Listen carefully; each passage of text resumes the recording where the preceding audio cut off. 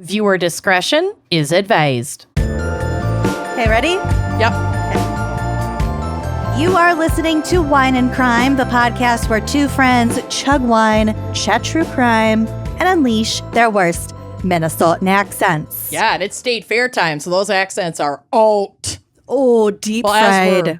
As we're recording this, it's state fair time. I think it'll be over by the time you hear this, but still. I want to try the deep fried ranch.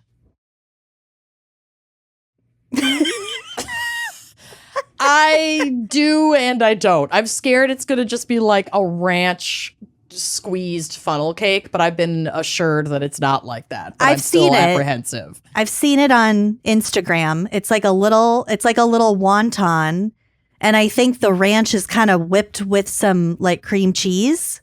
Okay. All right. And then you can dip it in ranch or like hot honey. Hot honey I could handle. I don't think I could dip deep fried ranch in more ranch. Well, if you want to be a little bitch about it. I am going to be a little bitch about it. Because that's who I am. I'm Amanda, and I'm a little bitch about ranch. I'm a little ranch bitch. I'm a little ranch bitch. Something unique about me is I am a fucking bitch about ranch. I'm super cool, and ranch is really popular, so I don't like it. I'm a ranch slut. That makes it very unique about me. Mm, yeah. Anyway. It's like how I don't have my ears pierced. I'm Lucy. Yeah, you are, honey. And you are also extremely unique. Look how much my messy butt is bobbing when I move. I can't stop looking at it. It looks like a lava lamp. It's like, it does kind of look like a lava lamp or one of those snakes that like mesmerizes its prey.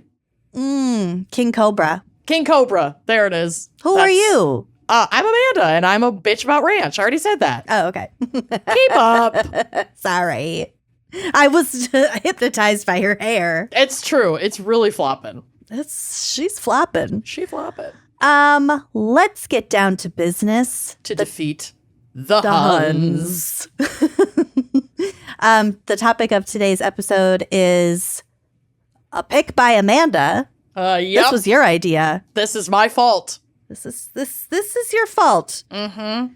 And it's shockingly dark. Yeah. The topic is unconventional methods. Yeah, and I want to apply that to both either or, the murder itself or the disposal. Yes. My case deals in disposal.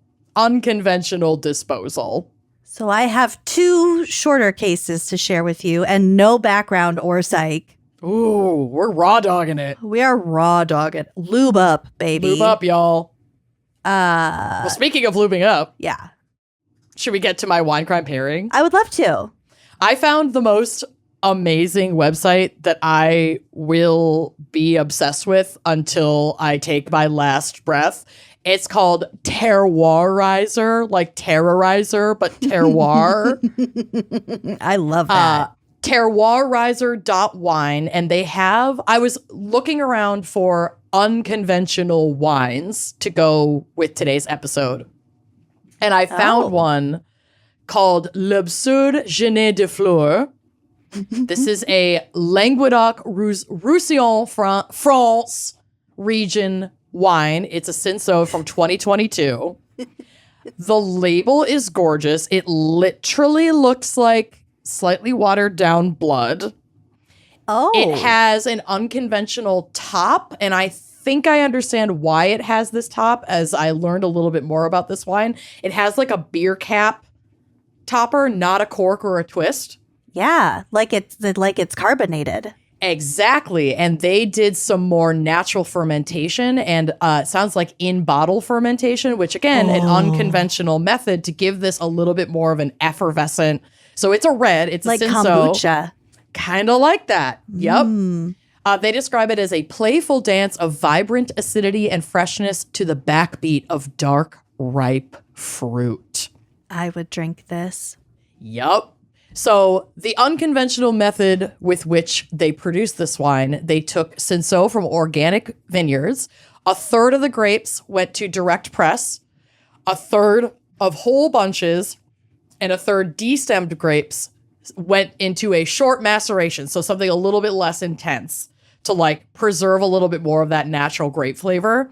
And then they used native yeast fermentation in stainless steel to really preserve the Cinsault grape flavor profile. It's not aged in oak or anything. You're getting like full blown this grape all over your mouth. And then it was bottled unfined and unfiltered with no sulfur addition. And I believe that is to continue some of that process in the bottle. So you're getting a little bit of that carbonation. Dang. Which sounds super, super cool. This is like exciting. I know. It's really cool. And the winemakers, they're French winemakers who started off actually kind of similarly to one of the wineries we recommended for Scranton Crimes, where they were sourcing organic grapes from other vineyards because they didn't have their own vineyard yet. And then as their winemaking grew, they were able to get their own land and acquire hectares of their own vines and start growing their own shit. Yeah. It's a community. And they have kind of a Fleetwood Mac vibe because they were together, the founders of this, but they split up in 2019. But they still, they stayed friends and they were still so passionate about winemaking. They kept their dream alive and kept making their wine and then moved in. They were doing it in people's garages. This is very tech startup, but for wine. And then moved into a larger cellar in 2023. So they're still kind of young. We really want to support what they're doing. You can order online from terroirizer.wine. They do ship.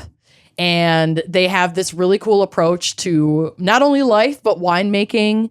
And the Languedoc region is so spectacular. Wine coming from this area is gonna knock you right out of the park. But they have such a cool portfolio of really interesting and exciting looking wines. Some that lean a little bit more on the traditional, but then some like this one that take a very traditional grape but put their own spin on it, which is how they're producing it. They have a whole section of orange wines too. Yeah, they have a lot of cool stuff. They also have a wine club that you can follow. You can follow them on Instagram.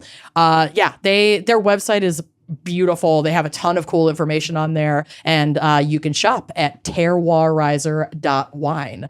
I unfortunately did not get this in time, so I'm puffing the Penji, drinking some water, but I wanted to give this a 10 out of 10 recommendation, and this wine should arrive to me because I did order it in the next week or so. So I will circle back and let you know how fucking awesome it was. You should save it for when I come up for our live show. That's a really good idea. Because I want to try it. I will. I'll save it. That's perfect. Yay! Okay. Are you puffing on or sipping on anything today?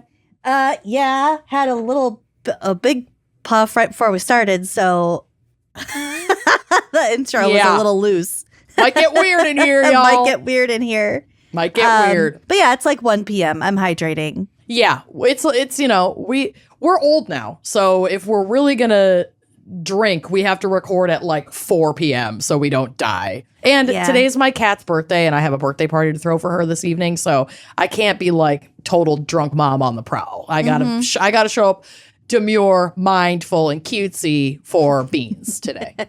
It is her first birthday. You gotta be a little sensitive. You do.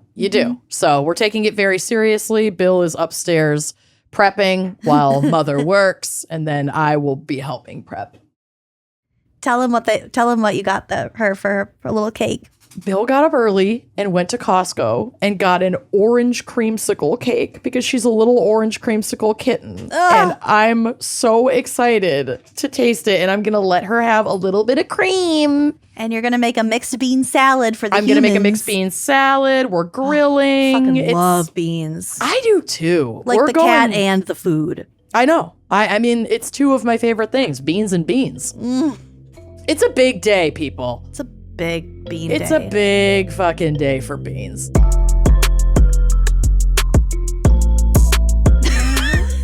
Well, we're back. We're back. Woo! Oh, God. Well, I have two, like I said, short dives for us this week. And as you mentioned, the unconventional umbrella could be about cause of death and also disposal. Yep. Do you have disposal? I got one of each, baby. Oh, shit. Okay. Lighting my candle. I'm cozying in. Okay, so my first one, this is like the subject of like an original, like an OG Forensic Files episode. I think it's like the first episode. Oh my God. Or it's at least in the first season. Might be like the fourth episode. Deep cut. Deep cut. And we have covered this person before. I searched our Google Drive. For some reason, the victim was, well, this case was mentioned fairly briefly in our poisoning episode. Okay. But it's got nothing to do with poisoning, so I don't know why we were talking about it. But that was a long time ago. God only knows. that was like our episode 4. So We were different people then. deep cuts all the way across. I love it. Okay, so Hela Crafts, nay Hela Nielsen, was Hela? Hela, Helle, I Hela. love that name. Well, she's Danish. She was an only child born in Denmark on July 7th, 1947. She was a Cancer. She grew up in a small village in the northern part of the country. Quaint, beautiful, adorable. During her teen years, she learned French and English and could also understand German, Norwegian, and Swedish. So she kind of knew 6 languages. Good for her. She attended college in England and later worked as an au pair in France. She's like living Her best life. her best life. While living in France, she also worked as, after she was an au pair and still living in France, she worked as a flight attendant with Capital Airways. And later, when she heard that Pan Am was looking for flight attendants in Copenhagen, she applied for that job because if you're a flight attendant in like the 60s, you want to work for Pan Am. That also kind of gives you an idea of how pretty Hela was because like Pan Am stewardesses. There was definitely pretty privilege in the flight attendant game for a long time. Especially with Pan Am. That was like their shtick. There still is, like, we flew, what was it, Emirates all those years ago. And, like, every person on that plane on staff, a model. Stunning. I was shook. I was like. Just red lips, perfect nails, just like a beautiful hair done. Oh. They all looked runway ready. So when Scott spilled an entire glass of red wine all over himself when the cart went by, it was like extra embarrassing because we were like rowing hard, put away wet. We were like 30 minutes into a 10-hour flight. Oh my God. But it was not our first leg. So we'd like already seen some shit. And then this happened and these beautiful angelic flight attendants so lovingly brought napkins and wet wipes and helped us out, but it was a moment. It was a moment. Didn't he like kind of scream when he did it too? He shocked himself. He was shocked at what he had done. It wasn't very funny for Scott, but it was extremely funny for us. It was a whole full glass of Merlot. I don't think he'd even taken a sip of it. I feel like he somehow shook himself as he was lifting the cup to his mouth. Yeah. And it was no one else's fault. It's not like the person in front of him put their seat back or something. It was like. I was in the middle. I was right there. There was no crime scene. There was a body. If you had told me he just decided last minute, like listened to an intrusive thought, decided to just pour it on himself to see what would happen, I'd believe you. Like, that's how out of the blue this was. It made no sense. Oh my God. Well, you were in the middle. I was on the other side, so it affected me not at all. I could just kind of laugh. Yep. On my window I don't seat. even think I got any spilled on me. He somehow maintained it all in his lap, so... Victimless crime. He threw up right when we got off that flight too, remember? Yeah, it was a long day. Anyway, that was the story of our 45-hour cross-global journey. Yeah. Okay. Seriously. So, Hela, Pan Am, Copenhagen. She was one of 8 candidates selected from 200 applicants. Damn. And so she got to like the final, like she made it. And they flew her to Miami. She went to Hollywood. Miami for her training courses. But yes, she got the golden ticket. While she was there, she stayed in a small motel near the airport. Makes sense. On May 24th, 1969, while waiting for a flight, she met Richard Crafts, who was 31 years old and who would be her future husband. So she was like... Do we like him? No. Okay, never meet a man. Never. Richard was born in New York City on December 20th, 1937. He's a Sagittarius, so that makes him 10 years her senior. Growing up, he attended private school but didn't exactly excel. He went to college for a little bit but soon dropped out and joined the Marines in 1956.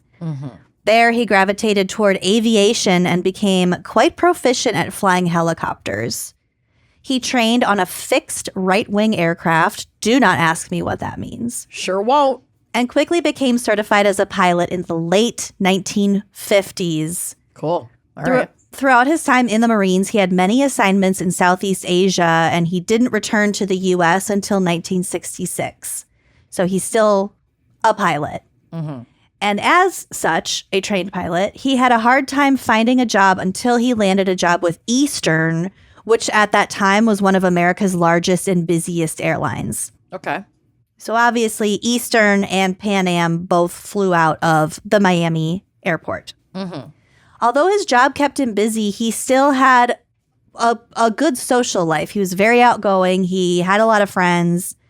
And when he met Hela, he was already engaged to someone else. Oh, what a dog. However, that didn't stop his and Hela's relationship from blossoming. Uh-oh. So yeah, we don't like Richard. They had an on again, off again relationship for many years. I don't think Richard ever married the other person. And so Hela and Richard on and off for a long time. They fought quite a lot. They had kind of a volatile relationship, but they always like wound up together in the end. In 1975, Hela fell pregnant with Richard's child. And in November of that year, they got married in New Hampshire. Okay. The following year, 1976, the family bought a one-level ranch home in Newtown, Connecticut. Hela had their first child, and over the next couple of years, they had a couple more kids. They had 3 kids. Damn. Their combined income exceeded $125,000 a year, so they were making really good money. Yeah, they were killing it. This put them at the top 5% of wage earners in America in the 1980s. Damn. So they're both still working for airlines, making a lot of money.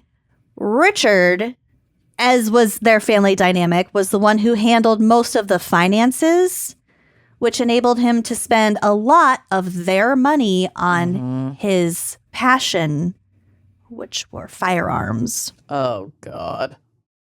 This isn't great. Nope. But unfortunately, there was more wrong things in the marriage than just Richard's hard-on for guns. For guns. Also, the hard-on for guns, replace guns with anything that is expensive. And there's like the reason why getting married doesn't mean you automatically have to combine finances. I know this was a different time, but like I would be so divorced if Bill knew the dumb shit that I spent my money on. Like I have to keep that private. I mean, you meet as adults. You're 2 adults who have had their own set of spending habits their entire lives. And been paying their own bills their entire lives. In our circumstance, you and Corey kind of combined things because you met a long time ago. Yeah, we met when I was 20 and we like did a lot of things together. That makes sense. That is, I didn't close my own personal checking account until like a couple years ago. Just because we had so many weird little I don't know how we ended up with so many fucking bank accounts, but it just gets to be annoying at that point. It does. But yeah, Bill and I just keep all that shit separate. We're like, it's working. If it stops working, we'll circle back and talk to each other about it. But like, well, I also know some like married couples who like one of them is really fucking bad with like credit and the other one can't stand being in debt. Mm-hmm. Like if it's $10 in debt, they're like, absolutely not. That's my marriage. Mm-hmm. And the other one, not that great with money. In a nutshell. So yeah, I mean, I don't think let me just say there was no resistance to me being like, let's not combine finances. And Bill like wiped sweat off of his forehead. So he'd seen all the weird shit in my apartment. It was like, yeah, let's not. To your sinking ship. Let's not. Anyway, just, separate accounts, separate credit. You don't have, just because you're married doesn't mean you have to do that. And you can always go the way of let's open a checking account that's combined for bills that we always, like every paycheck you put money in there and then you just have the household bills come out of the account. That's totally fine. I feel like we've been in true crime so long that it always freaks me out when any one member of a household is in complete control of the finances. It just makes me very uncomfortable because we've heard too many horror stories of specifically women not having access to any of their household fucking income. And Hela's a working gal. She's earning that money. They're both making really good money on their own. That's her fucking money. That's her fucking money, and he's spending a lot of it on guns. Uncool. And the other things. So, like I said, and especially when it's like guns, I feel like that's just a red flag. How many do you need? It's just a red flag for like other shit, though. Yeah. So, right? It kind of freaks me out. At least in Richard's case, he would leave for days at a time and not tell Hela, A, that he was leaving, or B, where he was going, or like C, when he would be home. He would just like go. But I mean, was she aware of his wife, though? She might not have asked questions if she knew that. Like the woman he was engaged to before? Yeah. I guess not married. They were engaged, but like. They didn't get married. Okay. But I think because they both worked for airlines, they were very much in and out of the house. Like, okay. People who work for airlines, they're like, your job gone is a literally travel. So yeah. I could see her not really questioning it. I don't think she wasn't questioning it. I think it was just like, I'm saying it this way, but also keep in mind the context of their careers. Not great that he didn't tell her like when he was leaving or where he was going, though. No. He, in addition to the financial abuse that we have already assumed, he would also physically abuse her. And he would spend money on whatever he wanted, including the guns, while he made Hela pay for all the household expenses. Fuck that. So he was making his own money to spend on whatever the fuck, all his toys. And he's like, oh, you cover the bills, though. All his murder toys. Yeah. We'll get to the murder toys. Great. In 1982, despite his responsibilities with the airline and his family, Richard decided to become an auxiliary police officer in Newtown. And I guess that's like a volunteer cop, which like should not be a thing. It's very Dwight Schrute. Yes, totally. So he wasn't even being paid for this time that he was spending like volunteering for the police, but he took it really seriously. Another fucking red flag. Hate it. Yeah. So 4 years later, in 1986, he was hired as a real police officer in the nearby town of Southbury, Connecticut. Despite the fact that his new hourly wage there was well below what he was paid as a pilot, Richard performed his tasks with a strange enthusiasm, which is not great for a cop. He even bought a 1985 Crown Vic, the same car that the Connecticut State Police used. Before he was hired as a cop? Probably. Or after, just so he'd have this car both when he was at work and at home. Well, he was hired as a real cop in 86, and this was an 85 Ford Crown Vic model. Okay. So probably when he got hired as a real cop. But he used his own money to deck it out with radios, antenna, police lights, and a siren. Yuck. Yeah. So he was like playing cop while also being an actual cop and like getting super jollies out of it. Hate it. Meanwhile, throughout Richard and Hela's marriage, Richard continued to see other women, which we could have predicted considering the fact that he was engaged when he met Hela. Mm-hmm. So Once Hela, a cheater, always a cheater in some of these cases. You lose him how you get him. Mm. Hela was aware of this, but she didn't leave him. I kind of got the feeling that she was just like, I got my kids and we have plenty of money and you're gone most of the time anyway. So like, listen, there's always a million reasons not to leave. We don't, no judgment from us. I think she took it for a while, but however, in the summer of 1986, after confronting him about a bunch of long-distance phone calls with the suspected lover. Yeah, while she's paying the household bills, which would include the fucking phone. Right. I'd be so livid. I think that's just like tipped her over the edge. Yeah. So Hela decided to retain a divorce attorney, and then she also hired a private detective, a guy named Keith Morrison Mayo, a former Connecticut cop, to gather evidence against Richard. Good for her. On November 19th, 1986, so she confronted him in the summer. She hired a private detective and retained an attorney. And now this is November of the same year. Okay. She's been busy. Shortly before Thanksgiving, I will point out. At the age of 39, Hela disappeared.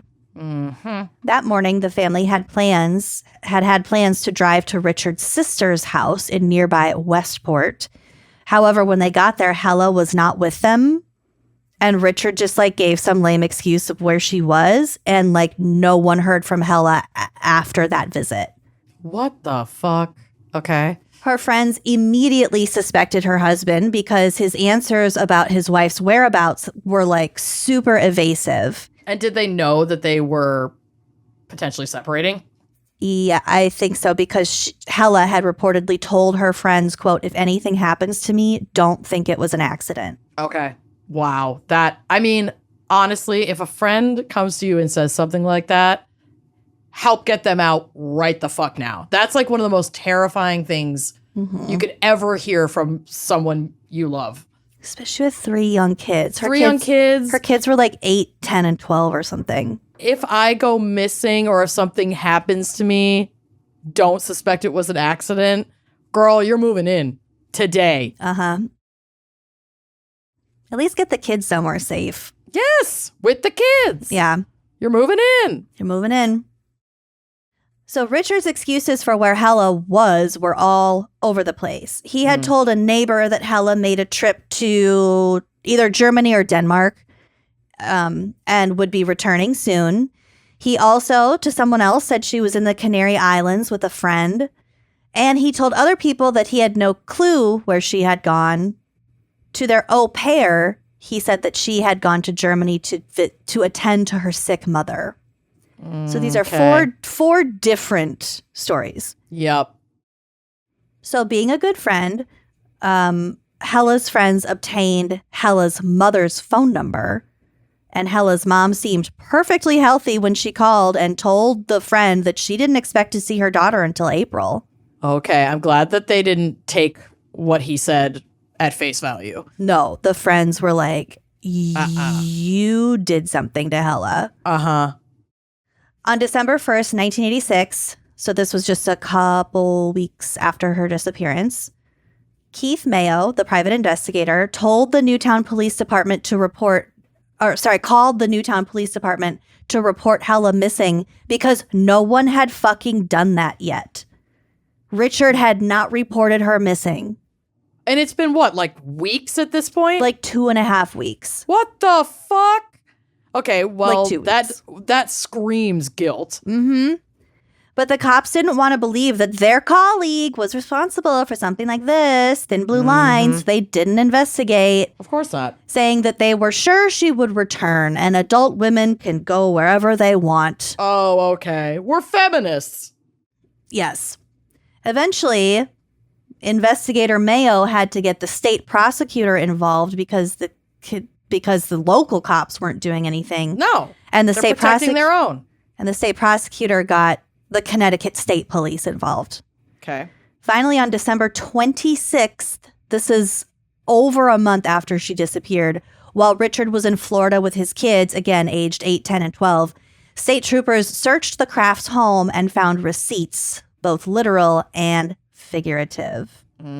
Receipts, timelines, screenshots, text messages. Yes, found all of those. Every time I hear the word receipts, I hear that like boom Timeline. sound in the background. And Totally. Timelines, boom. Thank you, Bravo, for that Shakespearean like, moment. Stim that I have now because of you, bitch.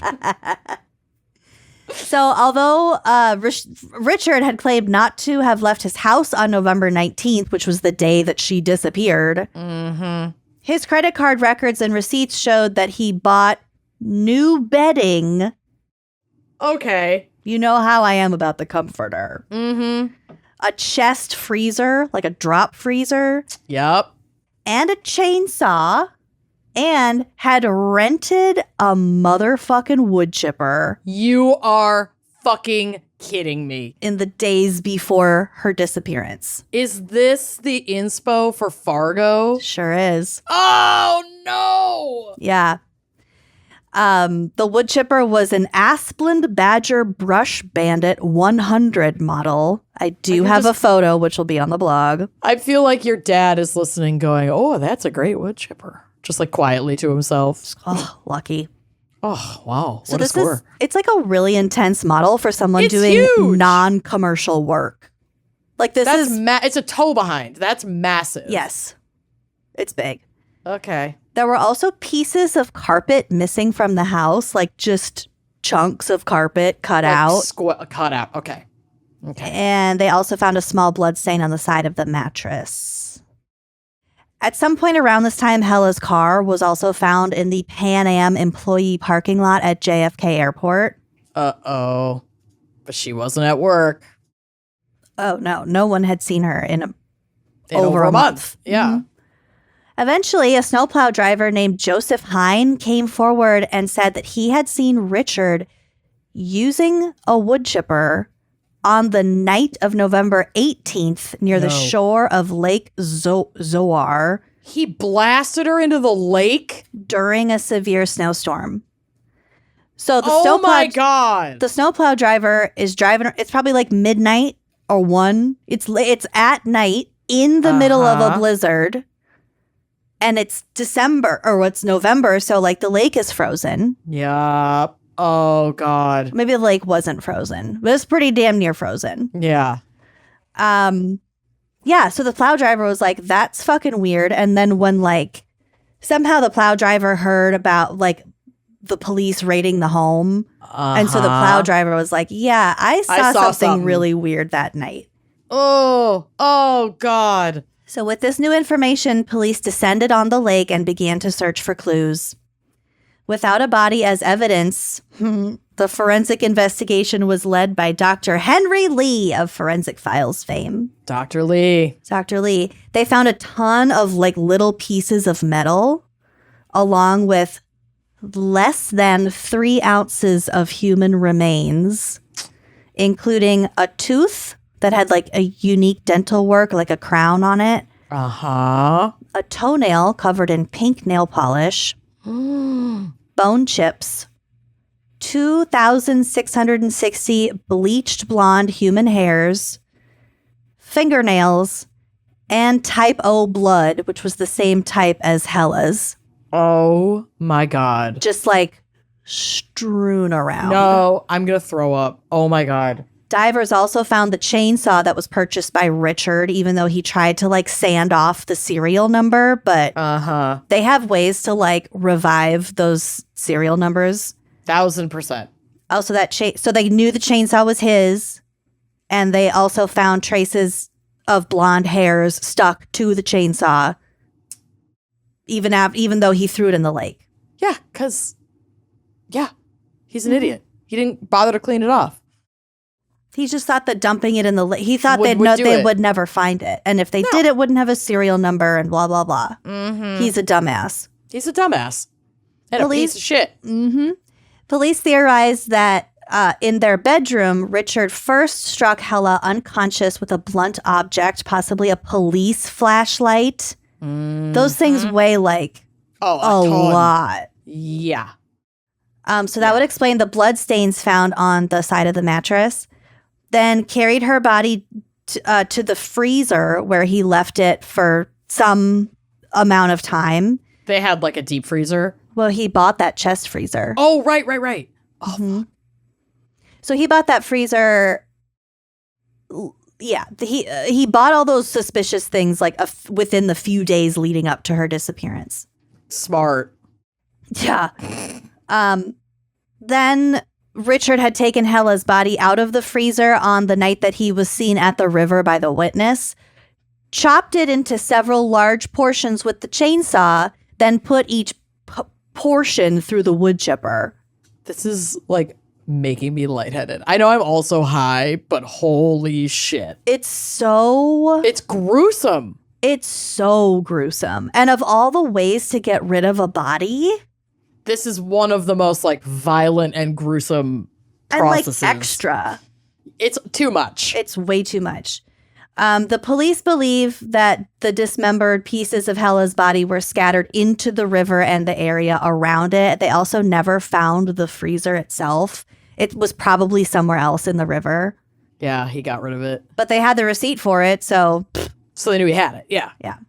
But leave it to the justice system to provide a huge loophole. Richard couldn't be tried for causing his wife's death until state agencies officially recorded her as dead, and the absence of an identifiable body posed obstacles to that conclusion. And they didn't have enough viscera or blood to say that this person she said died. They couldn't have survived it. We'll talk that's like what? Corpus delicti? We talk about that in my case too. Oh, good. It's a thing. After a forensic dentist confirmed that the tooth that they found was a match to Hela's dental records, the Connecticut State Medical Examiner's Office accepted this evidence and issued a death certificate for her, and Richard was arrested for Hela's murder in January of 1987. Thank God.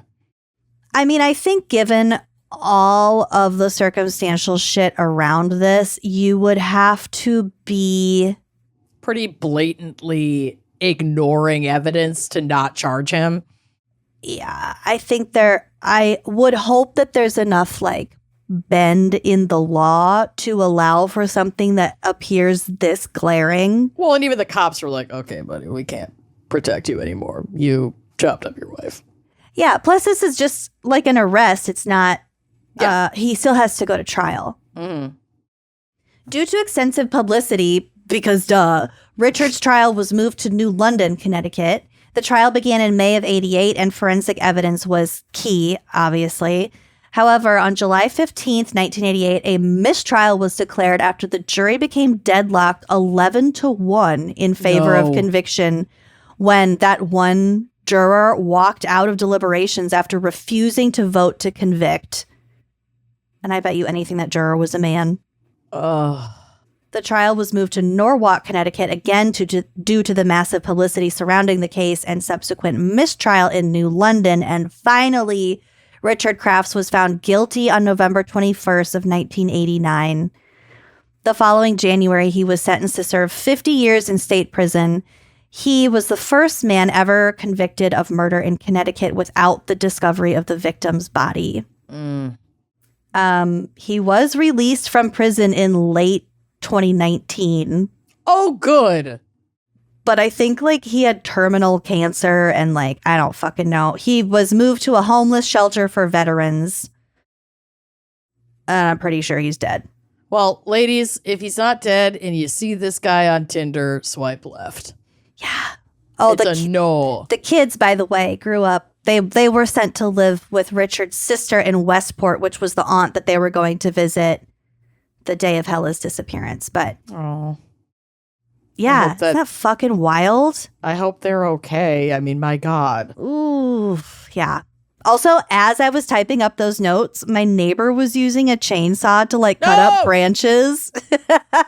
And I had the window open. The soundtrack of that. It gave me the willies. Honey. Yeah. Okay, I have one more short case. Trigger warning, this one's rough. My first one was rough. This one is even worse. Even worse. Okay. The victim's younger, is what I'm going to say. Candice Tierra Elmore was born on November 19th, 1989. She was a Scorpio in North Carolina to a teen mother and an abusive father. Her parents were Angela and Todd Elmore. When she was a young girl, she often took care of her two siblings and tried to protect her mother from her father's abuse. She and her siblings were removed from the home and placed in foster care when Candice was 5 years old.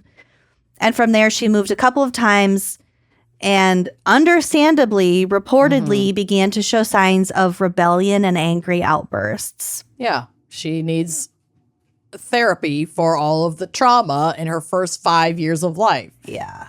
And like consistent, safe care. So in 1996, Jean Newmaker, a 42-year-old single woman cat lady, childless cat lady, adopted 6-year-old Candice. I don't know that she had cats, but now she has a child. So Jean was a pediatric nurse with a big 5-bedroom home in Durham. So this situation seemed very promising for the young girl who had been through some fucking shit. Jean enrolled Candice in one of the best schools in the state. She gave her riding lessons, swimming lessons, gymnastics lessons, blah, blah, blah.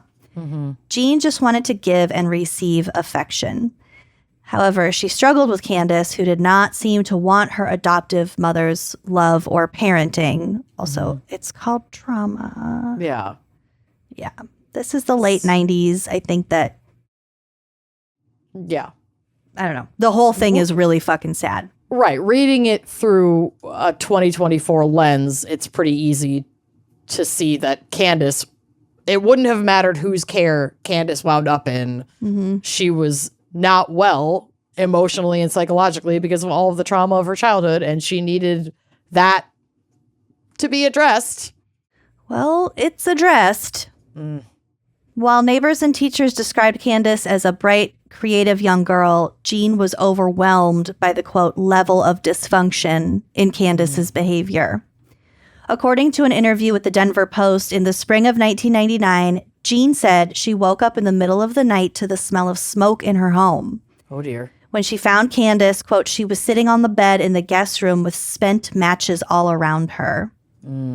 In an article for The Guardian UK, Jean said that Candice once pulled down a floor-to-ceiling bookcase, which smashed up a bunch of, I think, Jean's beloved, like, glass horses. Oh, no. Yeah, there was something about her, like, killing goldfish. She was, she needed... Wasn't well. She needed help. Over a few years, Jean put Candice on mood-altering drugs and took her to multiple therapists and doctors, but nothing seemed to work. Eventually, and on the advice of a certified North Carolina psychologist, Jean took her 10-year-old Candice to Evergreen, Colorado, which is a remote mountain town about 30 miles west of Denver. According to an LA Times article, Evergreen was the epicenter for therapy for, quote, reactive attachment disorder. Okay. Or RAD. So this is a condition in which an infant or a young child doesn't establish healthy attachments with parents or caregivers.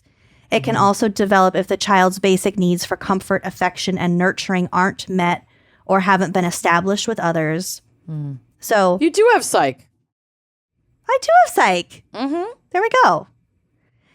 So therefore, this town of Evergreen had become the place where distraught parents went to when traditional medicine couldn't provide solutions. So there were a bunch of both licensed and unlicensed practitioners of various therapeutic methods. Yeah, it's reminding me of like the teen behavioral camp programs a little bit. Yes. Okay. So Jean felt that she had tried everything, so this was like sort of a last-ditch effort. So Jean chose to work there with a person named Connell Watkins, who was best known and most controversial in her field. She specialized. So Jean, the adoptive parent, took a job there so she could like stay close. No, they just went there to do this therapy with Candice. And Jean took Candice to Evergreen. Okay. But Jean like got to choose which therapists they were going to see. Okay. And she chose this Watkins. Oh, okay. To work with this therapist. I thought you meant like I didn't word that very well. I'm also high, so I'm not going to understand things. That's perfectly. fine. Yeah. So Watkins specialized in a new form of therapy known as rebirthing. And this don't love this. The idea of this kind of therapy was developed by like some guy a while back, and it was mostly like meditation and maybe some hypnotherapy and like pretty benign, like softer methods. Okay. This Watkins person took it a lot more literally than that. So this was not that kind of therapy. Got it. This 2-week intensive treatment session would cost Jean $7,000. Oh, shit. And important to note that Watkins was not licensed. Oh, great. On April 10th, 2000, Jean and Candice reported to Watkins' home. The next day, Candice and Jean met Dr. John Alston, an Evergreen psychiatrist who most attachment therapists there used as a consultant. Okay. Alston described Jean as a classic, quote, abused mom who was weighed down by despair and frustration.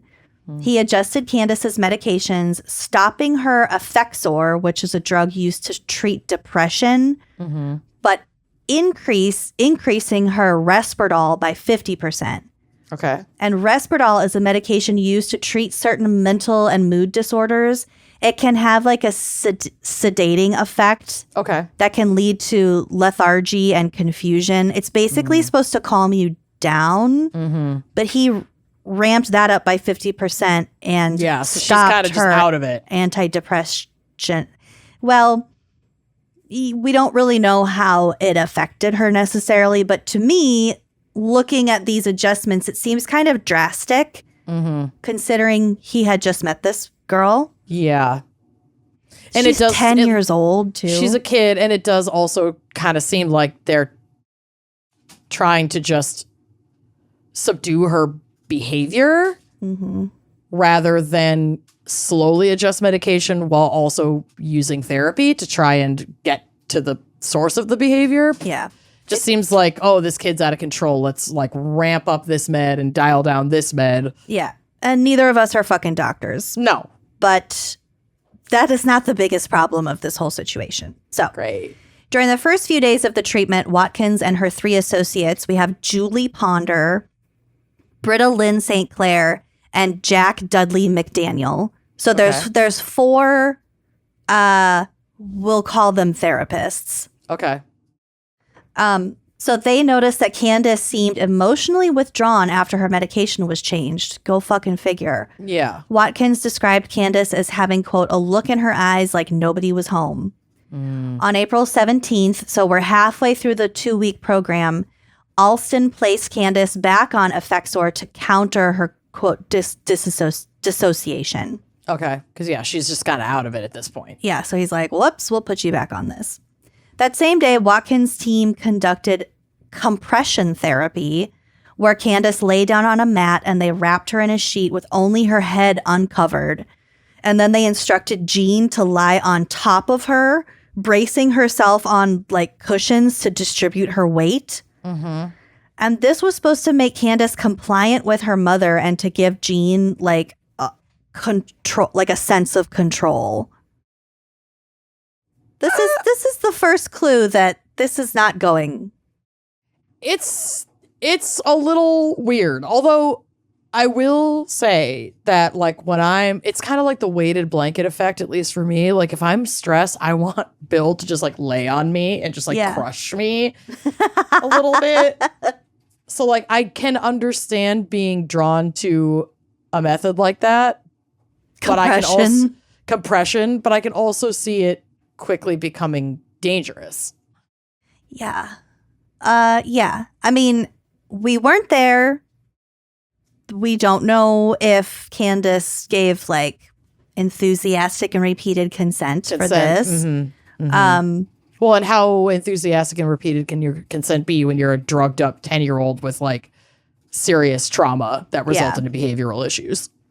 And maybe there's something to be said about compression to calm someone. Mm-hmm. That's how I put June to sleep last night at 11 p.m. I mean, you swaddle babies. I just had to hold her. Nice and tight, yeah. She was all over the place. She's a fucking maniac. Mm-hmm. Flipping around. Ugh, you poor sleep-deprived little thing. Anyway, the jury's out on this particular strategy, but it's it gets worse. It gets worse. Here we go. Afterward, they unwrapped Candice and told her to crawl to her mother, sit in her lap, and lie in her arms quietly. The team then gave Jean a plate of food to feed to Candice as if she were an infant. Uh-huh. Jean thought that this was like a breakthrough moment and felt that she had finally connected with her daughter. It's just weird. So this rebirthing thing, they're taking it really literally. Yeah, I'm expecting them to wheel in like a giant womb. Oh, honey, here we go. What? Here we go. On April 18th, Candice was subjected to a 3-hour session of rebirthing, during which she was told to, quote, imagine yourself as a tiny baby inside your mother's womb and what that felt like. In the Guardian report, there's mention of a videotape of the session that shows Candice telling the adults in the room that she had a vague memory of being dropped from a window 2 flights up and that she had a nightmare where her mother murdered her. Oh, my God. So she ends up telling them that she just wants to feel safe. Oh, this poor kid. Ponder explained more about the rebirthing process to Candice. She told her that she would have to kick, scream, and fight through a pretend birth canal. She was told it would be tight in there, but she would have lots of air to breathe. And when she was done, she needed to reach out to her new mom. No. So like when you get out of the birth canal, you reach out to your mom. She's there to feed you and hold you and comfort you. Oh, no. I know exactly where this is going to go. Ponder would lead this part of the therapy session. She was a California licensed marriage and family therapist with 2 master's degrees, but she didn't have any Colorado credentials. Okay. Ponder pulled out a blue queen-sized flannel sheet and told Candice to lie down in the middle of it in the fetal position. Ponder wrapped the sheet around her, tucking in each side and twisting the top over Candice's head. Watkins placed 4 pillows around Candice to kind of box her in. The other assistants and Jean positioned themselves around Candice, with Ponder and Jean near her head, the direction where Candice would eventually be, quote-unquote, reborn. Rebirthed, yeah. Ponder and Jean spoke to Candice through the twisted opening, and others pressed on the pillows to simulate birth contractions. Ugh, okay. Ponder told Candice to push, but the young girl couldn't figure out like where she was supposed to come out. Yeah, imagine how fucking disorienting this would be. I think the sheet was, and it was flannel, so it was like... It's hot, it's thick. It's thick, and if you twist it, it's not just gonna like burst open, you know what I mean? No, that shit's tight. You can't just like rip it either. I think that it's thick. I think it was twisted around her head in a way that, and she tucked in on all sides. She literally couldn't push her way out. Also, I'm sorry, babies don't push their way out of the birth canal. Don't. They sure fucking don't. Okay. After 10 minutes of this, Candice began to plead with them to let her out. But the team didn't stop and continued to press on the pillows. During the first 16 minutes, Candice told them she was going to die a total of 6 times. Oh my God. Even after all of her protests, Watkins and her team increased their pressure on the pillows. You guys. Watkins and Ponder even repositioned themselves to gain more leverage to push harder. A few moments later, Ponder and McDaniel repositioned themselves to be more on top of Candice. So these 4 adults combined... They're crushing her. These 4 adults combined weighed 672 pounds. 10-year-old Candice, girl is Candice, 10. She weighed 70 pounds. At one point, one of the members told Candice, At one point, one of the members told Candice, "You want to die? Okay, then die. Go ahead. Die right now." At one point, Candice was screaming for help. 40 minutes into the session, Candice was asked if she wanted to be reborn, and she faintly said no. Ooh. This would be her last word. Oh my God. And in response to this, Dr. Ponder said, quote, "Quitter, quitter, quitter, quitter, quit, quit, quit, quit. She's a quitter." Are you fucking kidding me? Mm-mm. This is the worst shit I've ever fucking heard in my life. I'm sorry. I told you it was dark. Oh my God. 70 minutes into the session and 30 minutes after Candice last spoke, they kept doing this for another half fucking hour. Watkins and Ponder unwrapped Candice. At the time, Jean was in another room because Watkins asked her to leave when things were getting a little intense. And specifically, she told Jean she didn't want Candice to, quote, pick up on her sorrow. It was a vibes thing. Jean should go in the other room. Oh, I'm speechless.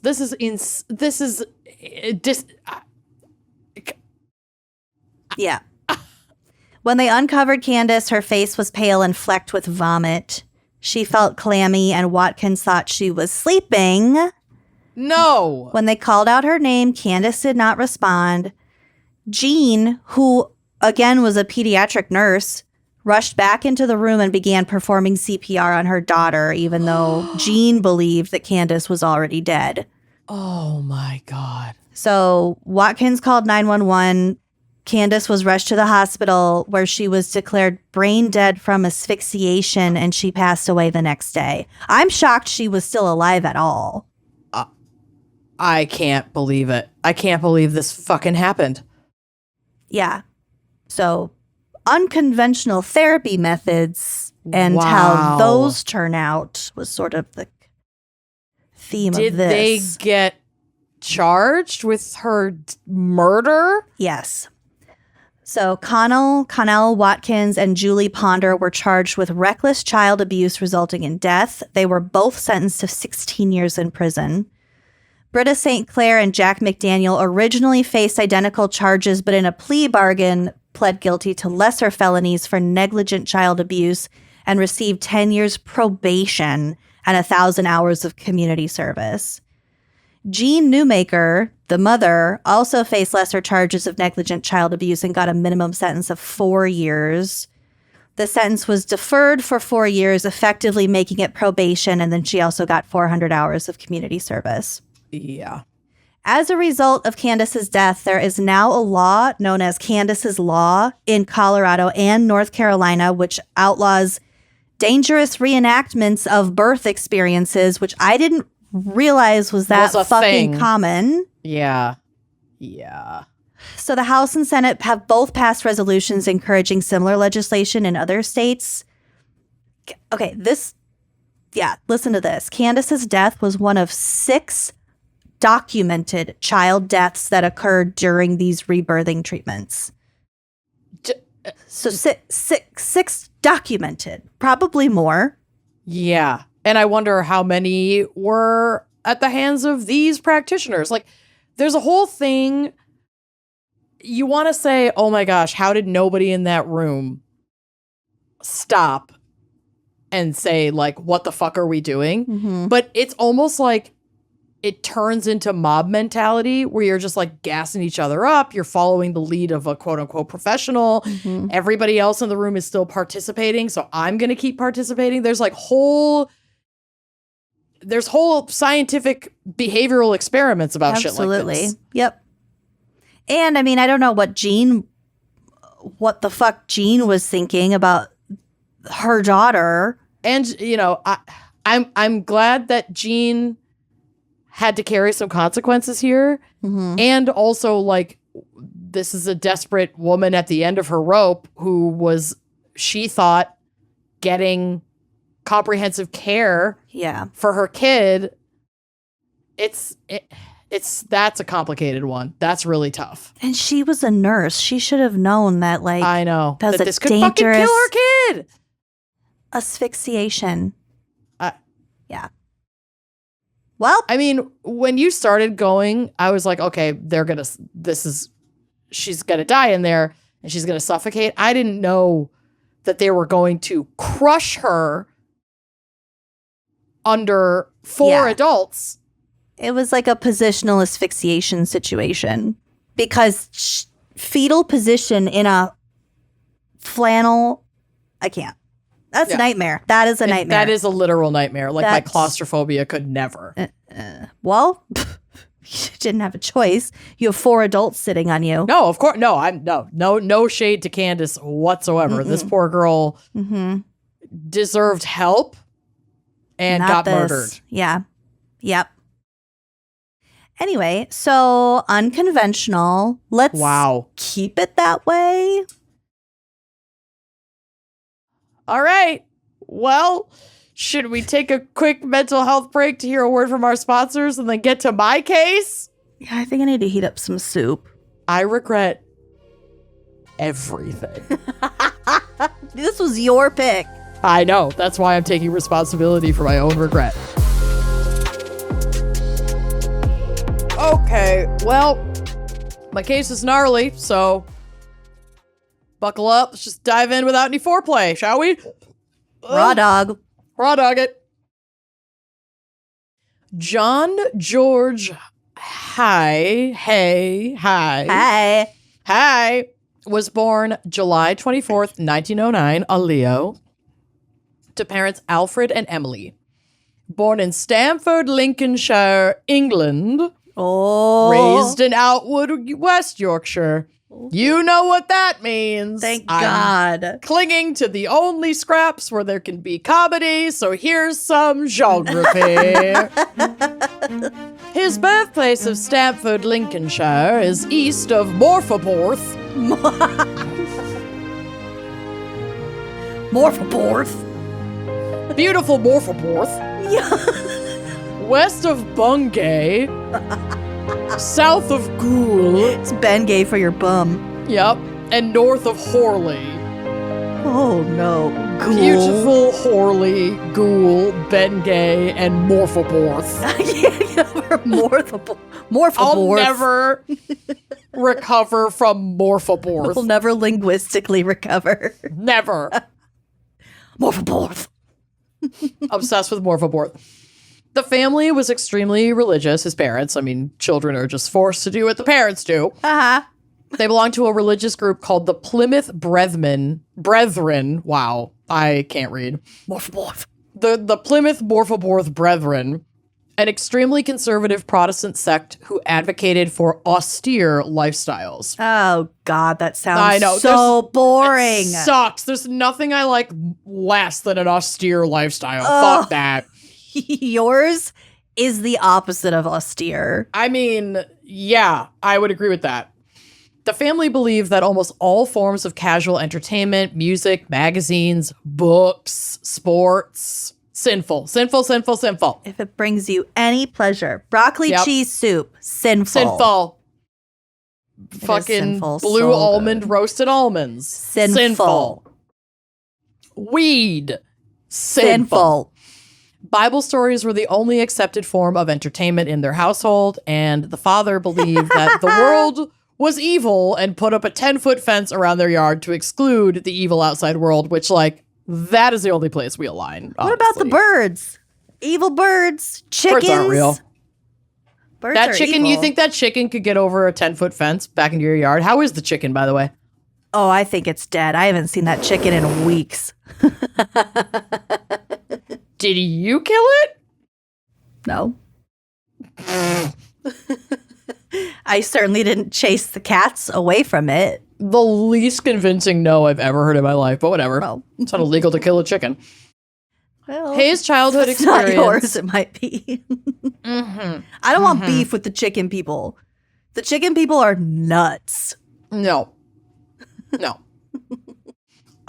So later on, and we'll kind of come. So in 1944, so when he was an adult, he got into a quote unquote car accident, which like he did get into a car accident, but it was to commit insurance fraud so he could get money. So like, fuck you. Mm-hmm.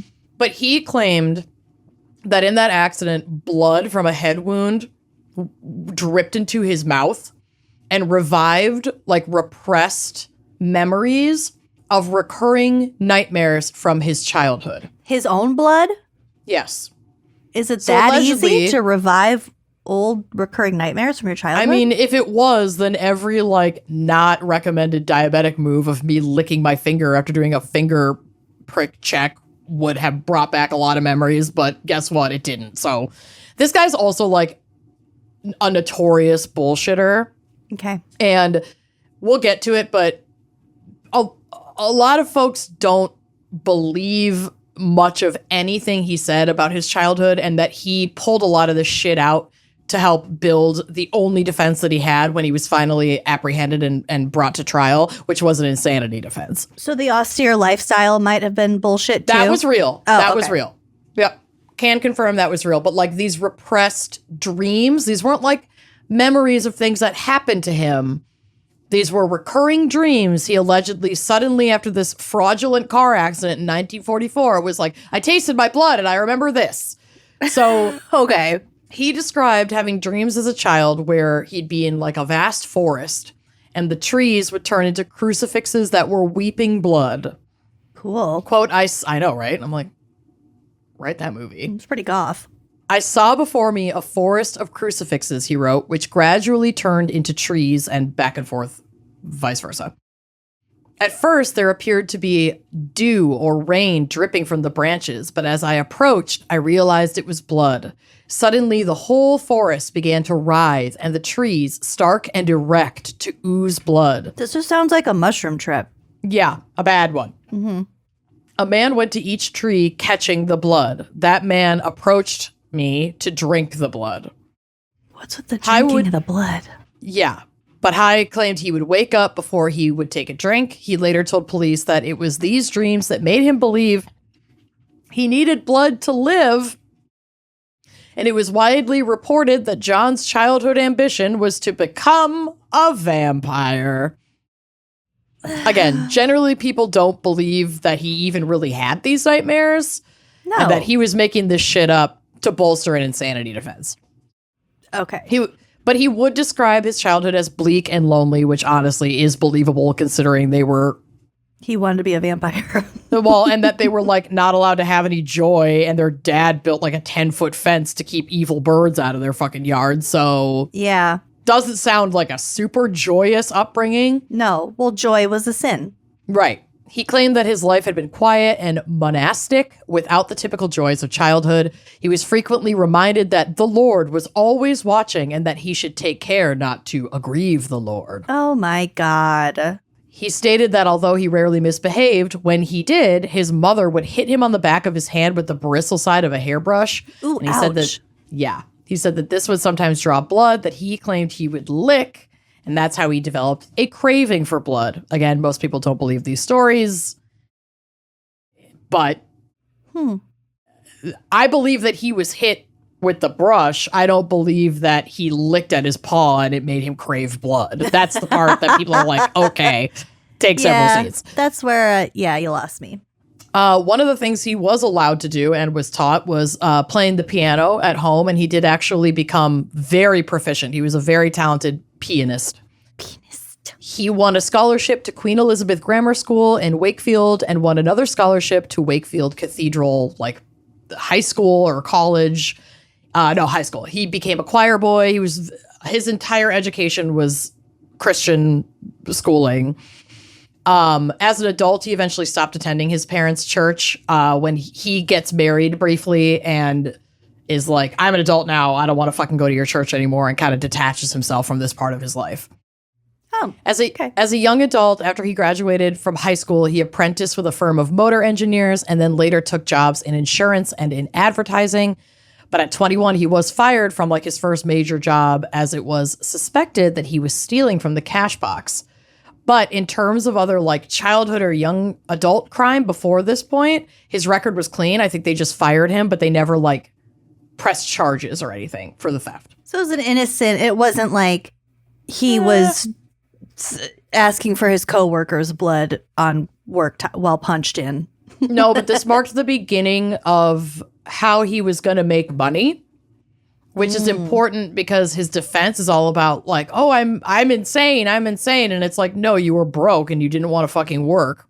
Oh. Like basically everything you did was like coincidentally aligned with some fraudulent scheme. Like it was motivated by money. Mm-hmm. And this was the first time that he'd been caught in the act stealing, but he had no priors. They just fired him. He moved on with his life. Got it.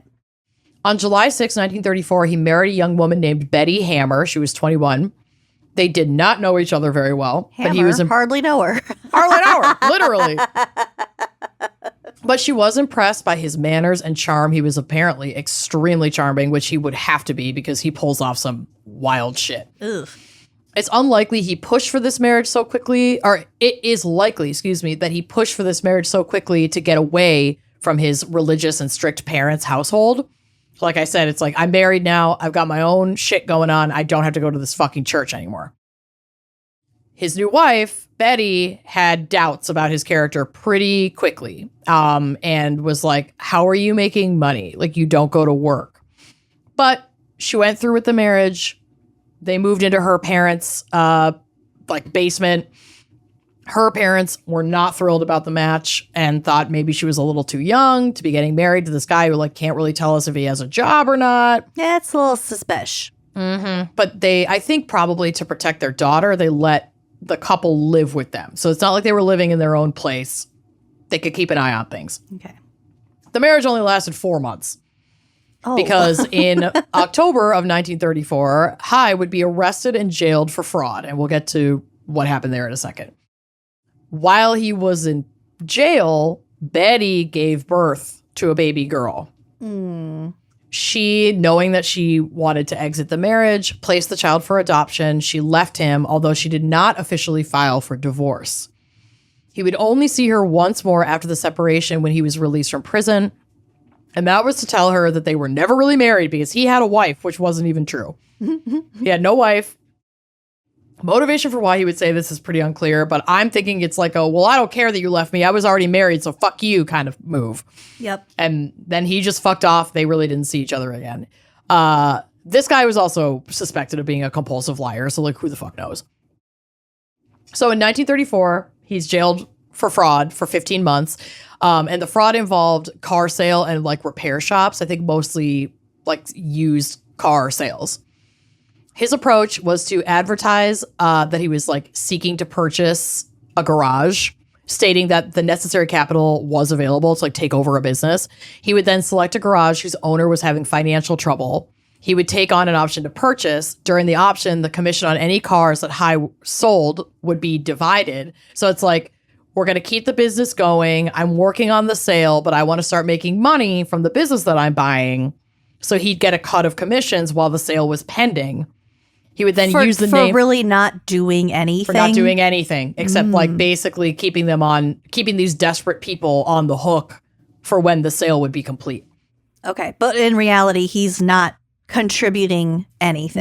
No. And then he would use the name of the garage to make business purchases, quote unquote, for cars.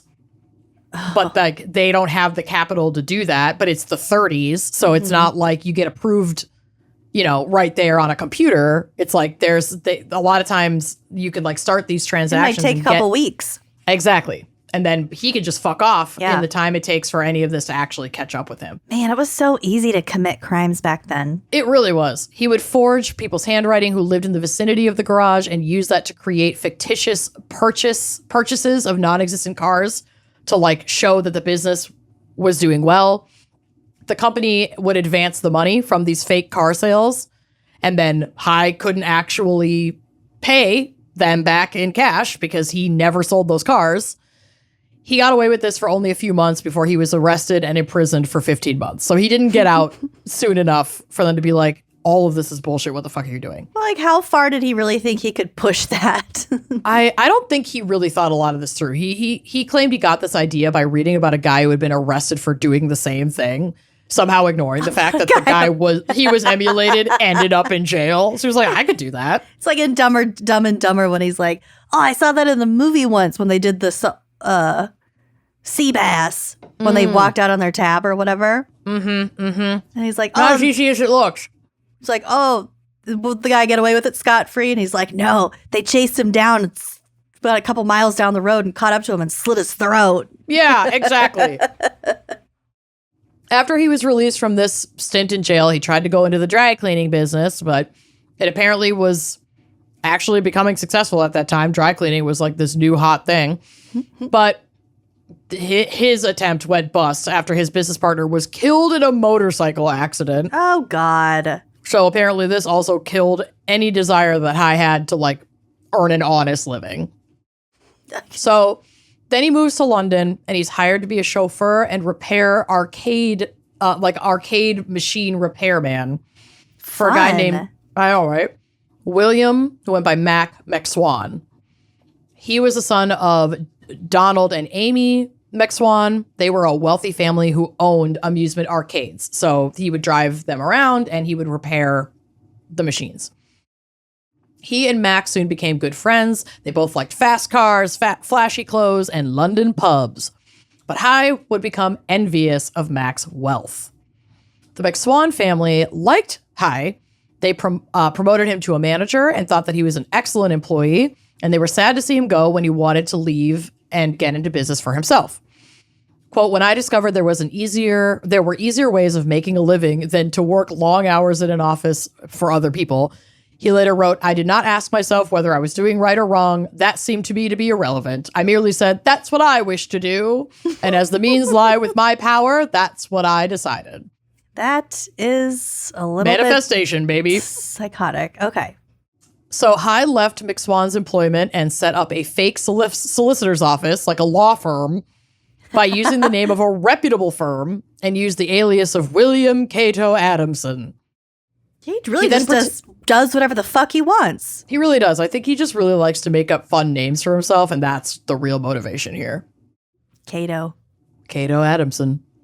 When he pretended to have an estate to liquidate and some public company shares to dispose of, people were like, oh, okay, he's legit. And checks would come in for services, and Haigh would cash them without actually providing services. He would then skip town and duplicate this scheme elsewhere under different names to keep cash flowing. So he'd like set up shop, say that he was working on whatever in this area, take on other jobs, take their money, not do anything, leave. When one of his clients noticed copious misspellings in his official paperwork, he questioned him enough to get suspicious of his legitimacy and reported him to the authorities. So, like, if you're going to be a criminal, be thorough in your spell check, because that's how I would catch a criminal. It's exactly how you would catch a criminal. At age 28, he was now sentenced to 4 years in prison. It was apparently during those 4 years that he realized his biggest mistake was leaving the theft victims alive to report him. Within a year of getting out, he was back in again for 21 months on a breaking and entering charge. He often wouldn't serve his full sentences because he was like such a model prisoner and very charming. One of those slippery ones. So anyway, in this situation, he had claimed the owner of the stolen goods had asked him to sell the things that he had taken, but his lies failed to save him and he was jailed for the theft of various goods. While he's in jail, you get various work assignments oftentimes when you're in there. So he learned and did work with sulfuric acid in the prison's tin shop. When other prisoners went out on work detail off-site, he would ask them to bring back field mice. Oh my God. He would experiment with the acid using the mice they supplied, studying the effects of the acid on animal tissue. He discovered that it only took a half hour for the acid to dissolve an entire mouse, including the bones. To his mind, given enough acid and enough time, it was the perfect way to dispose of a body. So he gets out of jail eventually, and he's back out and trying to figure out what to do with his money, and he reunites with Mac McSwan, His buddy. his buddy. In 1944, Haigh rented a basement space in London where he kept large amounts of acid. At this time, he happened to run into Mac McSwan again at the Goat Pub in Kensington. They had a happy reunion, and Mac took him to meet up with his parents, who also were like, oh my gosh, it's so great to see you. The family talked about their recent investments in property and their general success, but meanwhile, Haigh is like, yeah, I just got out of jail again. So Haigh is jealous and sees a target.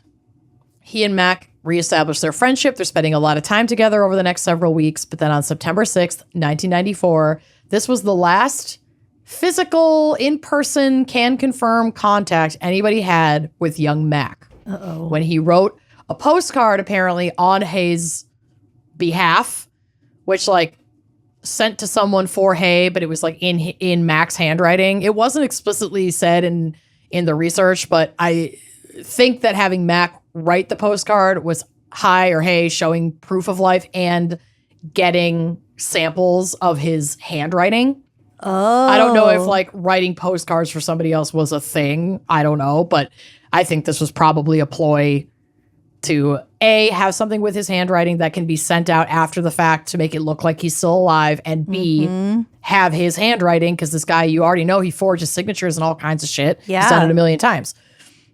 So September 9th, 1944, Haigh's diary, which he kept a diary, had a cross etched in red crayon under an entry for that date, but nothing else. It was just that date and then a red crayon cross. Ew, creepy. Bloody cross. Very creepy. Bloody cross. It's believed that he had either killed Mac or disposed of his body on this date. Oh my God. How he did it, he allegedly lured, well, not allegedly because he confessed, but also he's a piece of shit. So after luring Mac down to the basement space where he stored his acid, he killed His him. acid collection. His acid collection. He killed him with blunt force trauma to the head using a pipe. And now he had this body to dispose of. He first removed Mac's valuables and clothing so that he could keep or sell what he wanted. Haigh had acquired an old 40-gallon drum, and he put Mac's body in it, but it was a lot harder to do that than he thought because John Haigh is like a decent-sized dude. He's 5'8", and Mac was taller and like more robust than him. Well, dead bodies are just really fucking heavy. So he had to lay the barrel on its side and drag Mac's body over to it. It would take over half an hour because he had to fold Mac's body over to get it to fit before he could finally tip the drum back upright and pack Mac's overcoat around in like the empty space of the barrel. He then donned an apron and gloves to fill the drum with acid, one bucket full at a time, because he was just ordering these like sealed buckets, like I would imagine canisters of acid. Oh my God. It would take hours before the body was fully submerged in the acid, and the fumes of the acid were accumulating in the basement, which had terrible ventilation. So it took even longer because he'd have to take frequent breaks to go outside and get fresh air. Ew. Yeah. The acid became intensely hot as it reacted to the body. Haigh covered the drum, locked his office, basement space, and went to sleep and waited for the body to dissolve. Oh my God. 2 days later, Haigh returned to check on the progress. Inside the drum was a blackish porridge-like substance smeared with red streaks. Yeah. He used a wooden rod to stir the sludge and ensure that Mac was dissolved completely. Oh my God. Yeah. Just 2 days? 2 days. 2 days. Jesus. To become a black porridge like the red streaks. Yeah, you can really picture it. Oh, yeah. It's not great. I bet it smelled so bad. Yeah, that probably wasn't awesome. And sulfuric acid already kind of reeks, doesn't it? I'm thinking of like sulfur. Can't say that I've... Oh, yeah, probably. Like rotten. Bleh. Anyway, whatever. Who knows? There's no way this was pleasant. Does sulfuric acid stink? Oh, that a girl. Sulfuric acid is odorless. However, when exposed to concentrated sulfuric acid in the air, your nose might be irritated and it might seem like it has a pungent odor. Okay. Well, you learn something new every day. I mean, obviously this fucking reeked because it was a dead body. Boiled up human body. Yeah. I can't imagine it smelled good. Discovering it sufficiently liquid-like, he emptied the drum by the bucketful, pouring it down a manhole drain in his basement. Oh. With that, he felt that he had perfectly disposed of a body, and he said he felt a sense of euphoria afterward. Please get a new hobby. Yep. You don't need to repeat this. Success, check, move on. So he moves into Mac's place and just starts living the high life. In his home. In his home. Jesus. Haigh would claim that he had felt a sudden need for blood, so he hit Mac over the head with a pipe and then slit his throat. He said, quote, "I got a mug and took some blood from his neck in the mug and drank it." We have no proof that he actually did this. This is just something he said as he was approaching trial and at trial. Wow. He says he then returned home and went to sleep, leaving his friend to dissolve. He claimed that night he dreamed of the forests of blood and other blood-filled nightmares reminiscent of his childhood dreams. Is it weird that I'm eating a hot soup while we're talking about this? No, I'm snacking on almonds. We gotta do what we gotta do. Hot soup is a little on the nose. It's not tomato soup. No, it's broccoli. And cheddar, at least baby. you've moved on from those fucking sippable, microwavable Campbell's cans. Those gross me out so bad. That's what I should have had Corey pick up at the store. No. Forget I reminded you of that. Those are good. So gross. They never heat properly, ever, and you can't open and stir them. So you get like a cold sip and then a scalding sip. It's not good. Mine doesn't. My microwave's better than yours. Wow. Wow. I've never had that problem. All right. Well, back to poor Mac, who is now a porridge down a drain. Oh, Mac.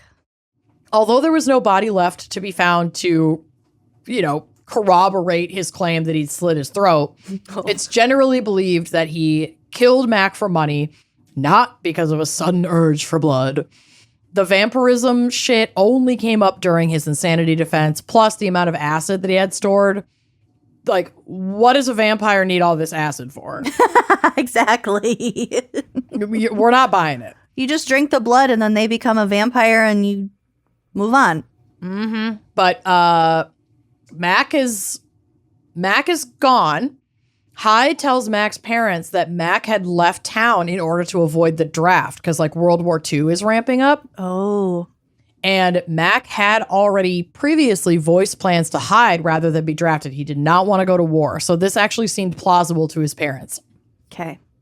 Haigh would also arrange for fake postcards to be sent to the McSwans from Scotland, pretending to be from Mac. So again, that handwriting. Mm-hmm.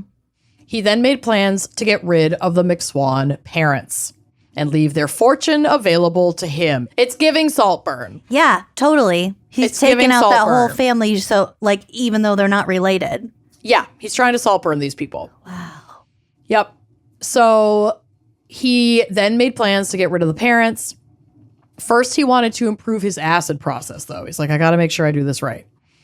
So he DIY'd this sounds horrifying, a tin mask to protect himself against the acid fumes that had made it difficult to breathe the first time. Oh my God. Uh-huh.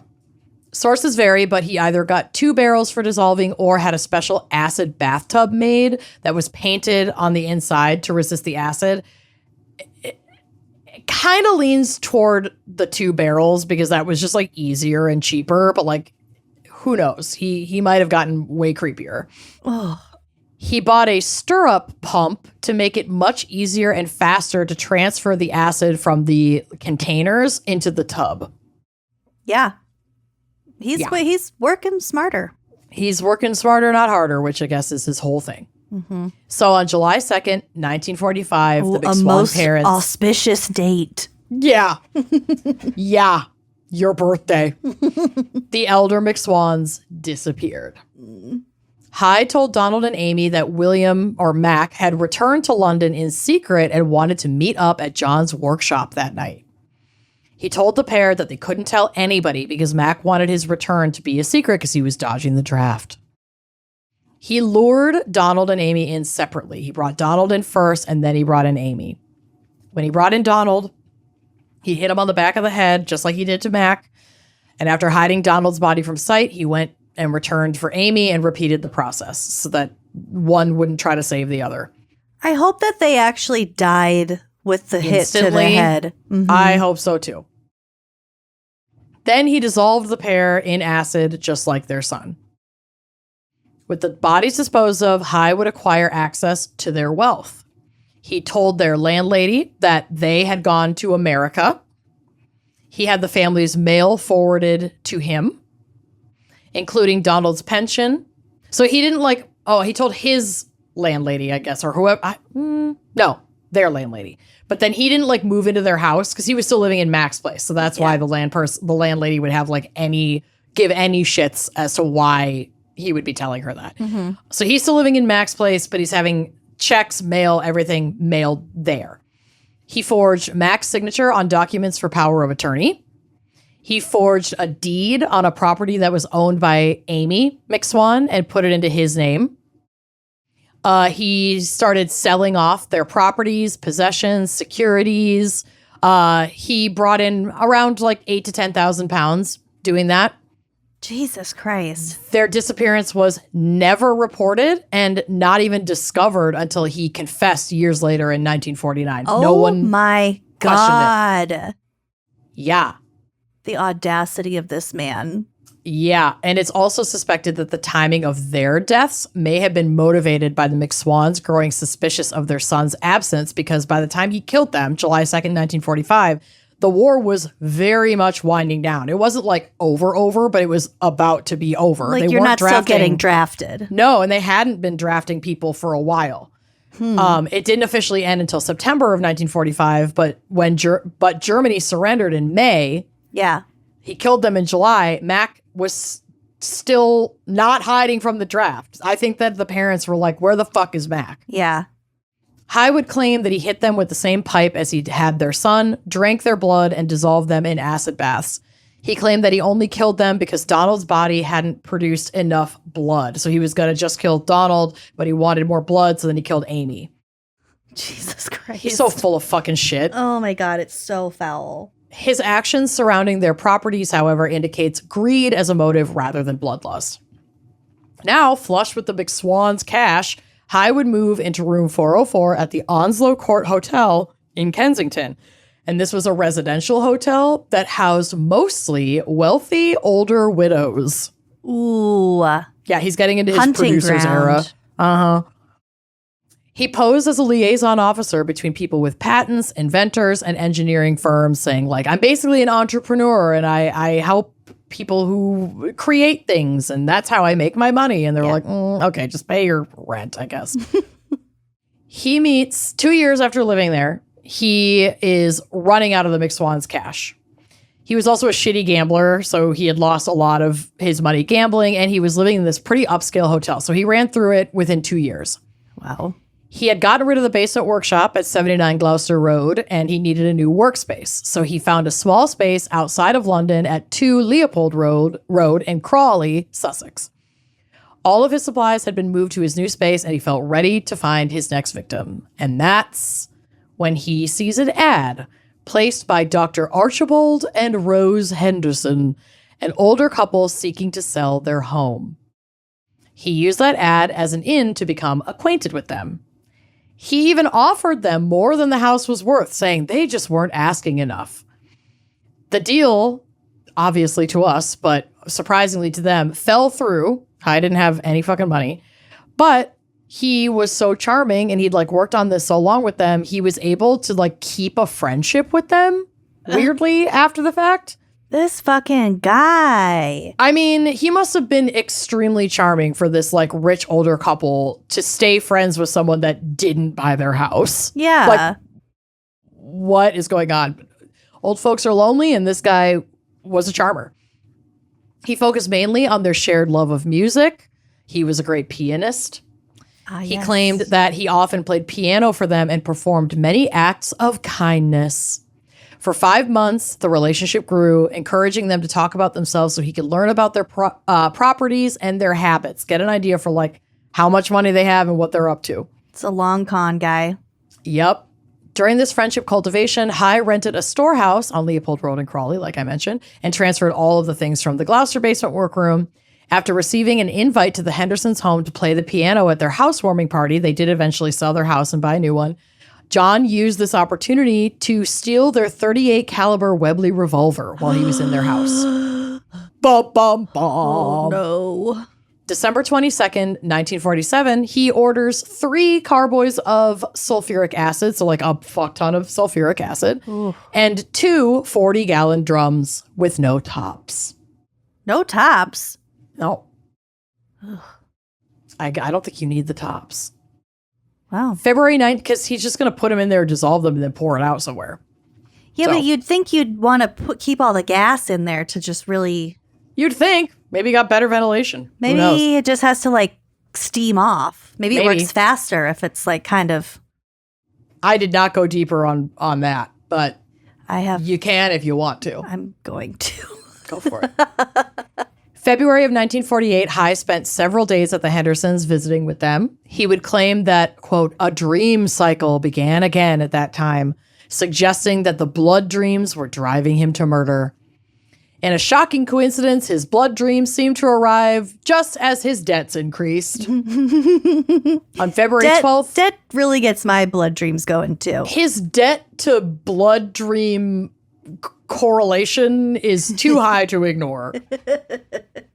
On February 12th of 1948, he drove Dr. Henderson to the Crowley workspace where he was keeping all of his toys. He lured him there under the pretext of showing him an invention and proposing that the pair could partner in business together. Oh, my God. Once there, Haigh shot him in the head with Dr. Henderson's own revolver that he had stolen from their house just a little bit before. Jesus Christ. He then went to retrieve a gas mask, which he had also stolen from the Hendersons' place, and then got Mrs. Henderson saying, oh my gosh, come quick, your husband is sick.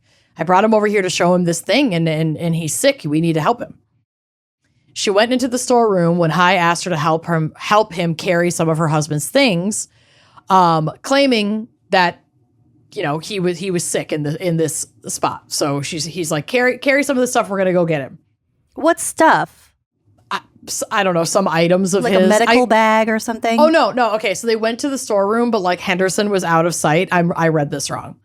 But some of his items were there because remember that fucking Haigh strips the body to take whatever he wants off of it. Yeah. So he was like, oh, weird. Like some of his stuff is here, but he must have gone to a friend's house. If he's not feeling well, you know, there's no bed here. So like, help me grab this stuff. We're gonna go get him. So she goes down into the basement dungeon, thinking she's helping him grab some of his things, and then he shoots her. Jesus Christ!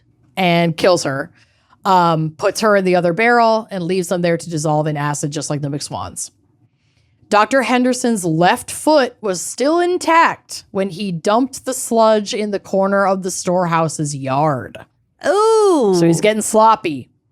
Sludgy sloppy. He also claimed to drink their blood, drank blood from, quote, each of them. He said, I took my draft of blood. His diary entry for February 12th had the Hendersons' initials next to 2 red crosses in crayon. Oh, my God. Enough with the crayon. Get a pen. Grow up. Right? But I think he was already doing this, or maybe even went back to do it when they closed in on him to try and lay the foundation for his defense, knowing he was going to get caught. So the next morning on February 13th, he went to the hotel where the Hendersons had been staying, paid their bill, showed them a letter of authority from Dr. Henderson, and took their possessions and their dog, an Irish setter. He sold their possessions and he sold their house and kept their dog in his hotel room. That's creepy.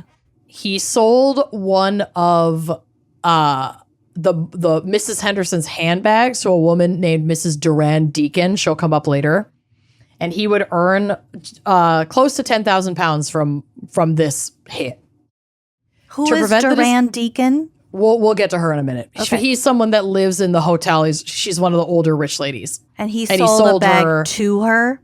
Yep, he sold her a handbag that he had stolen from Mrs. Henderson after he killed them. Oh, got it. Okay. Yep. To prevent the discovery of their deaths, much like he did with Mac McSwan, he would forge the handwriting and signatures of his victims and write correspondences to their friends and family. He even wrote out 15 pages in Mrs. Henderson's handwriting to satisfy her brother, who was worried about her absence. Wow. He told him that the pair had decided to emigrate to South Africa. We left. Oh, God. When her brother, a man named Arnold Berlin, still wanted to go to the police, Haigh told him that Archie would get into trouble because they left because he had performed an illegal abortion. Yep. Though, oh, what a tangled web we weave. Yeah, really. Berlin was still skeptical, but he didn't know how to find them and was convinced by Haigh to eventually accept the letter, which had been mailed in Glasgow, as authentic. By the end of the year, in 1948, Haigh would find himself once again out of money and with debts piling up, including his rent at the fancy hotel he was staying at. Jesus. So at this hotel, he meets Olive Durand Deacon, who he had sold the handbag to. She was a really widow. Cool name. I know. I love the name Olive. Bring back that fucking name. It's so cute. Oh my God, you could have another baby and she could be Olive and you could have Olive and June, like the nail polish brand. Oh my God, I love that nail polish. But also, my aunt had that Chinese crested named Olive and she was so... That dog was disgusting. That dog was a lot. I can't have the name Olive and not think of the old liver spotted Chinese crested. I get it. The name is tarnished. I understand. Yeah.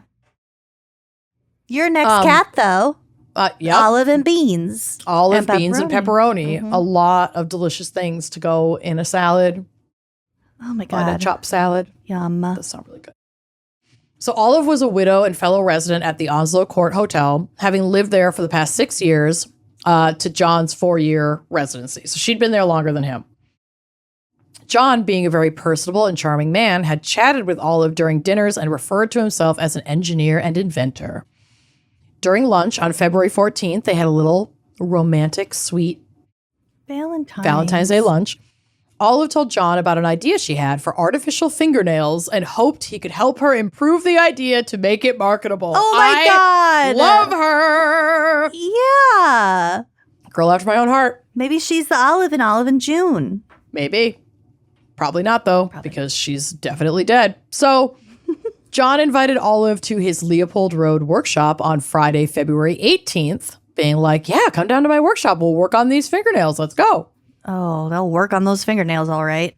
Yep. He shot her with the stolen revolver, stripped her of her valuables, including a Persian lamb coat that she was wearing. She was a fucking badass. Rich bitch. Yep. And put her into an acid bath.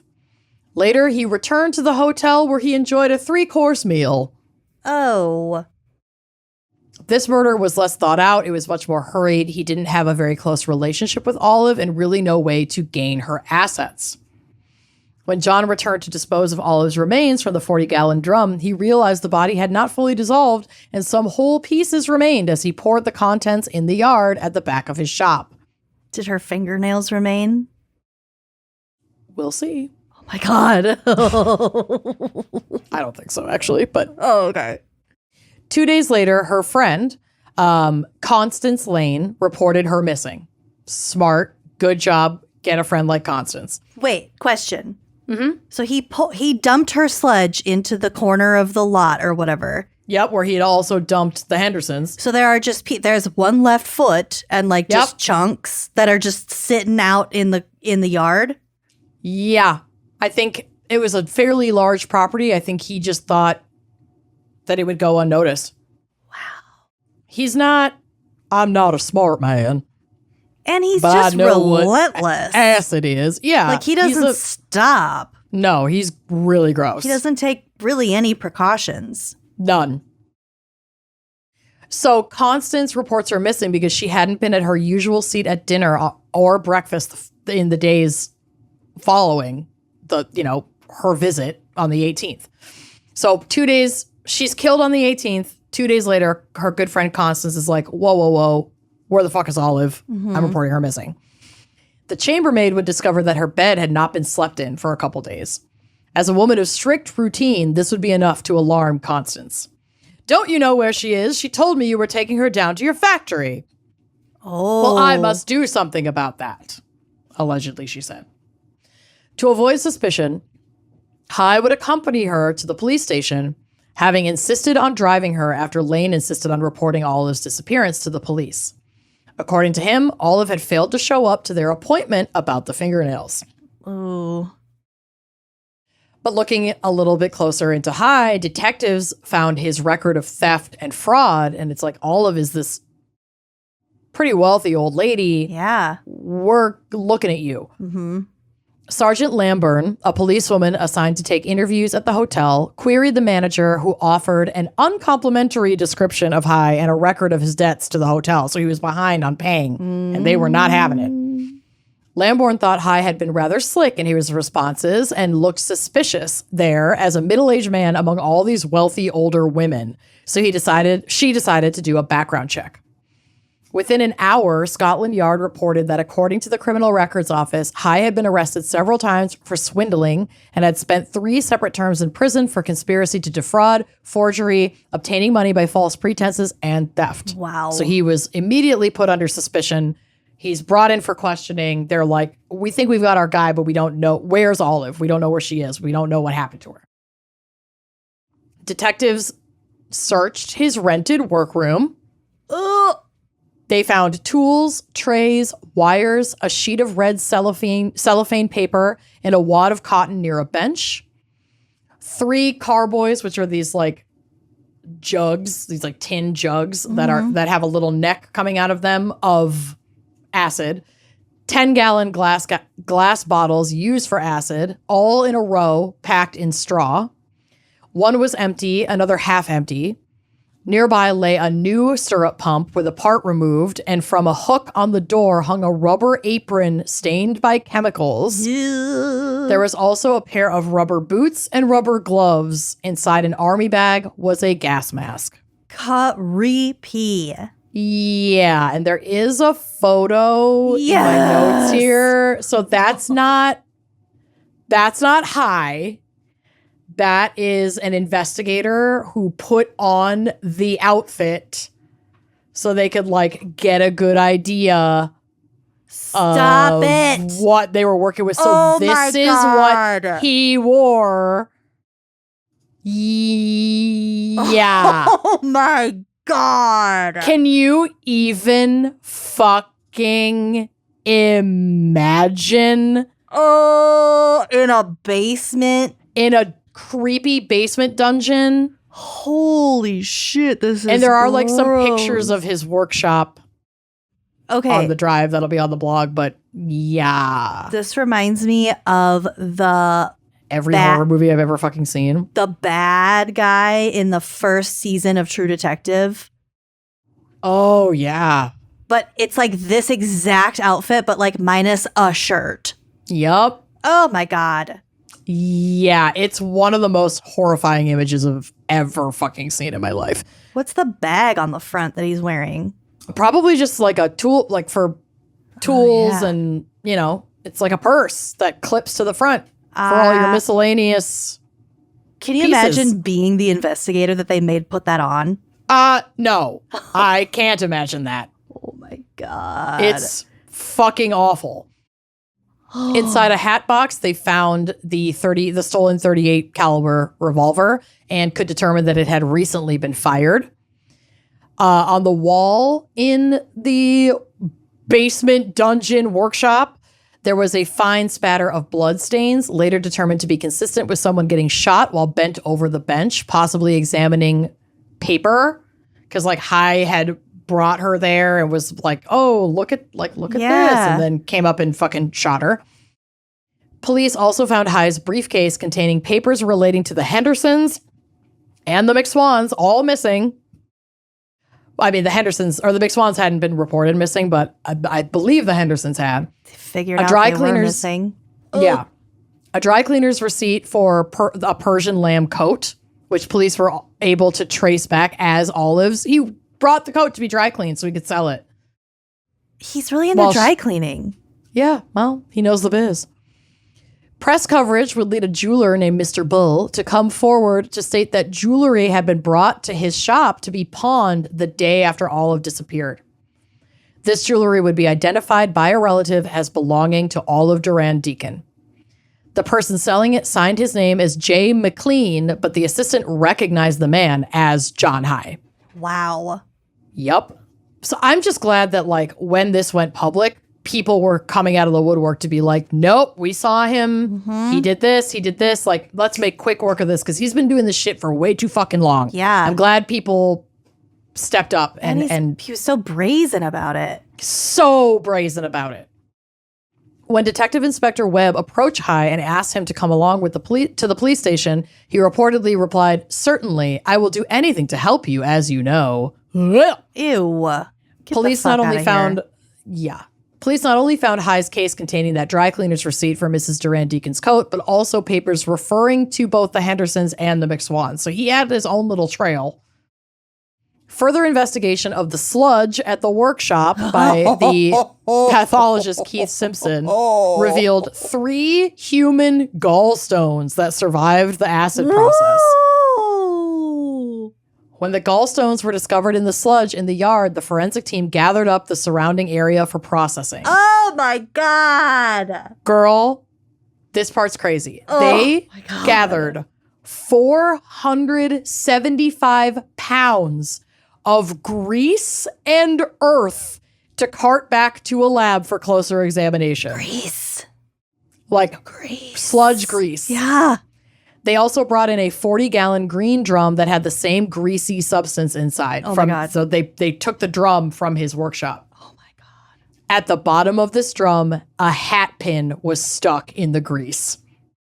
Bitch. Yep. It gets crazier.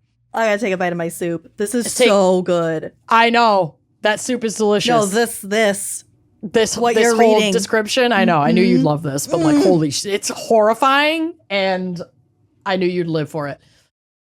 Even although the acid had destroyed a great deal of evidence, not everything had been eliminated. Small bones, dentures, Mr. Henderson's foot, my left foot, a gallbladder, and gallstones were all discovered as the forensic team sifted through 475 pounds of mud and sludge. Oh my God. Oh my God. I know. The cheesecloth. I cannot. Oh my God. Technicians had to wear rubber gloves and cover their arms in Vaseline to protect themselves from remaining acid. You should cover yourself in Vaseline regardless of what you're doing. Yes. They found 28 pounds of human body fat, and Olive was larger than his other victims. God bless her. Well, she's a rich lady. Those are probably her gallstones too. Probably. Tests would determine that the fat was resistant to acid dissolving, so that might explain why there appeared to be so much evidence left of Olive when he apparently was able to pour the McSwans down a drain. I know, I can't believe that this is my job to say this shit. And I did this to myself. I know. It's shocking. I don't know the emotion that I'm feeling right now. It's a lot. They found 3 faceted gallstones, tested and confirmed to be human, although they couldn't conclusively determine whose they were. But like a lot of Olive evidence was recovered, so it's probably pretty safe to assume they were Olives. Well, yeah. Gallstones are just all the fat. It's the fatty foods that you've eaten, so you could assume safely that a rich lady in the 40s. Yep. Living that high life at the residential old folks hotel. I'll put some pictures of Corey's gallstones up so people know what they look like. Please do. I will. Part of a left foot, not quite eroded, 18 fragments of human bone, upper and lower dentures intact, and they matched these with Olive from her dental records. God, they found a lot of Olive. But they got there quick. Because they got this was like within a week. But so, I mean, he had already dumped her out. She was already out of the acid. she was already out of the acid, but he hadn't done enough research on this method. So I don't think he really understood that like fattier tissue is going to be resistant. So like he followed his regular protocol and he was rushed. And then they just found a lot of evidence. Like Olive kind of blew the lid off the whole fucking operation. Thank God bless her. Not that there were lids. Mm-hmm. Well, also like she was out decomposing in the raw, fresh air for not as long, too. Mm-hmm. They found the handle of like a red, it says plastic, but I imagine like maybe resin or something. It was from a handbag and it matched the purse that Olive was carrying. Ew, that's so cute though. She got dressed up. Yep. Yeah, because she was going to a business meeting to create her fingernail empire, and this guy fucking murdered her. She's wearing her nice lamb coat. Justice for all of these people, but like Olive is my fucking girl, and I'm so pissed that he killed her. They also found a lipstick container. Questioned by Detective Inspector Albert Webb, Haigh asked him, "Tell me frankly, what are the chances of anybody being released from Broadmoor," which was an institute for the criminally insane? So he's already trying to figure out, like, how should I play this? Yeah. So that I can get the fuck out of it. Oh, God. The inspector said he could not discuss that sort of thing. So Haigh replied, "Well, if I told you the truth, you would not believe me. It sounds too fantastic to believe." Apparently thinking that he would be immune from prosecution and shipped right off to Broadmoor, he waved away Webb's cautioning words and said, "I will tell you about it. Mrs. Durand Deacon no longer exists. She has disappeared completely and no trace of her can ever be found again." Not true. You fucked this up. "I have destroyed her with acid. You will find the sludge which remains at Leopold Road. Every trace has gone." Oh, God. He then asked, akin to your first case, "How can you prove murder without a body?" Making it clear that he thought that police had to have a physical body to prosecute someone for murder. Jesus. Haigh then detailed how he had killed Olive Durand Deacon in a dictated statement that took 2.5 hours to write down because he likes to chat. What a he claimed, prick. I know. Also, his picture, he looks like a trustworthy... Oh, girl, we'll get to his picture. Okay. Because there's a twist at the end that it doesn't like affect the case, but it will leave you dumbfounded. Okay. I can't wait. He claimed that he was examining some paper to use for artificial fingernails. Oh, that she was examining some paper. So that's what they're leaning over this paper. He had had tricked her, being like, "Hey, I got some product that might work really well for making these artificial fingernails. Come take a look at it." And while she's leaning over that, he shot her in the back of the head. He then went to his car, fetched a penknife and a glass, and used the items to drain blood from the victim so that he could drink it. He put her body into a 45-gallon oil drum with some acid and left it to go into effect. The crime had brought him about 111 pounds and 10 shillings because he didn't have a relationship with her, so he couldn't sign a bunch of her assets over to himself. So he just stole what she had on her person and pawned it, and that was it. Yep. He went further to state that he had killed 5 more people, dissolved them in acid to dispose of them, and actually drank their blood. He had filled a glass full of blood after each one and had consumed it. He had an overwhelming need for it, he claimed, and that was why he had killed them. Again, I don't believe he ever drank their blood. No. I think he completely made that shit up. Mm-hmm. He then confessed that he had not only killed Durand Deacon, the McSwans, and the Hendersons, but also 3 other people. And Mac. Yeah, so Mac is a McSwan. Oh, he's their son. Yeah, okay. Yep. A young man called Max, not Mac, a girl from Eastbourne, a woman from Hammersmith, and there's actually no evidence that the other 3 people ever existed, nor that they were murdered. He just claimed that he had killed 3 other people, and it's kind of suspected that he invented those 3 other people to try and bolster his insanity defense. Be like, I can't be stopped, because if the only deaths that we can confirm are clearly motivated by money, you better throw some other ones in there that can't be traced to try and... Because it was just a random killing, because I'm so bloodthirsty. I'm so bloodthirsty. I am so bloodthirsty. I am so fucking bloodthirsty. Low, bitch. Low, bitch. He was dating this young woman named Barbara Stevens, and she was the daughter of a former landlord that he had lived with. And I guess when he lived there, she was like a teenager, and we had like fallen in love with him and wanted to marry him. And he was like, "You're a kid." And then now they're dating later. So, okay, guy, he's gross. She visited him in prison, expecting to find a broken man falsely accused. Instead, she saw a man who seemed to be reveling in the attention and who admitted to everything. As she read the accounts in the papers, she realized that he had killed all of these people while they were together. Oh my God. And that all of them had been his friends. She asked him why he hadn't killed her, and he was astonished by the question. You don't have any money, bitch. You don't have any blood. Not enough blood.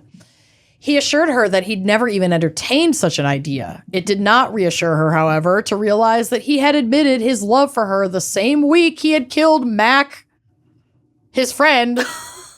They had spent a wonderful day together only 2 days after he had disposed of Mac's parents.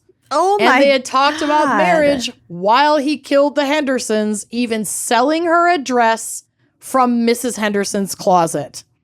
Oh my God. And the day after Olive Duran Deacon died, they had a very pleasant tea together.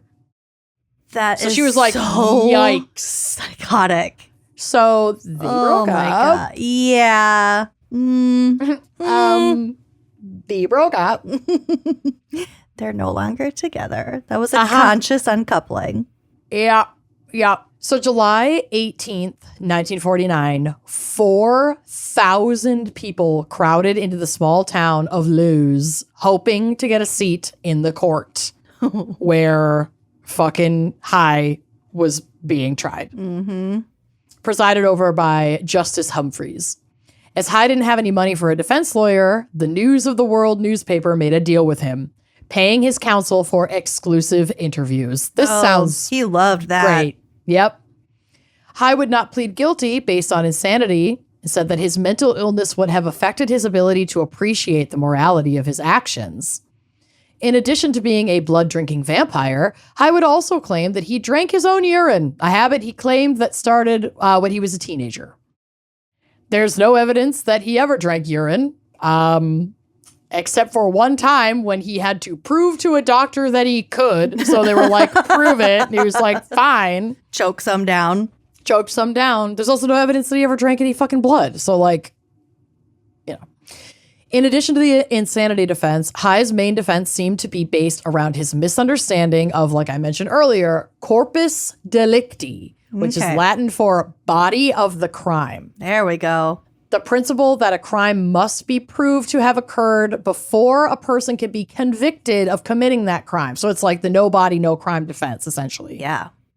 During the investigation, it became apparent that Haigh was using the acid to destroy victims' bodies because he misunderstood the term corpus delicti, thinking that if victims' bodies could not be like found or determined, then a murder conviction couldn't be possible at all. Not true. Just means it takes more to get that. So he was thinking no body, no crime, when it actually means that there has to be enough evidence that there was a crime to convict. Yeah. It's really the same shit. It's the same thing like with the guy in Scranton where they could determine he was dead because of all the blood that was in the car. Yeah. It's the same exact application. Or like, what is it? If like you find a finger, it's not enough. If you find a hand, it's not enough. But if you find like a finger, a hand, a tooth, some hair, like look at your gal who flew for Pan Am. Hela. So, and similarly to her case, in this case, they did have bodies.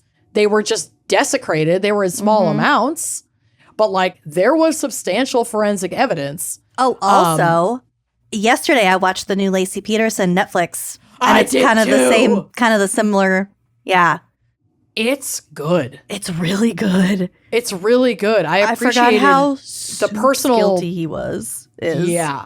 But like the friends and family that were interviewed, it's very moving. I highly recommend. It's 3 episodes. It's really good. Yeah.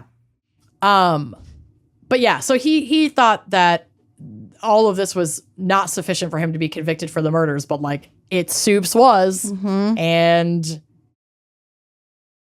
spoiler alert, he was found guilty. So he was in a confident mood and even made light banter throughout the criminal proceedings, thinking, no body, no crime, you can't do shit to me. Oh, what a fucking asshole.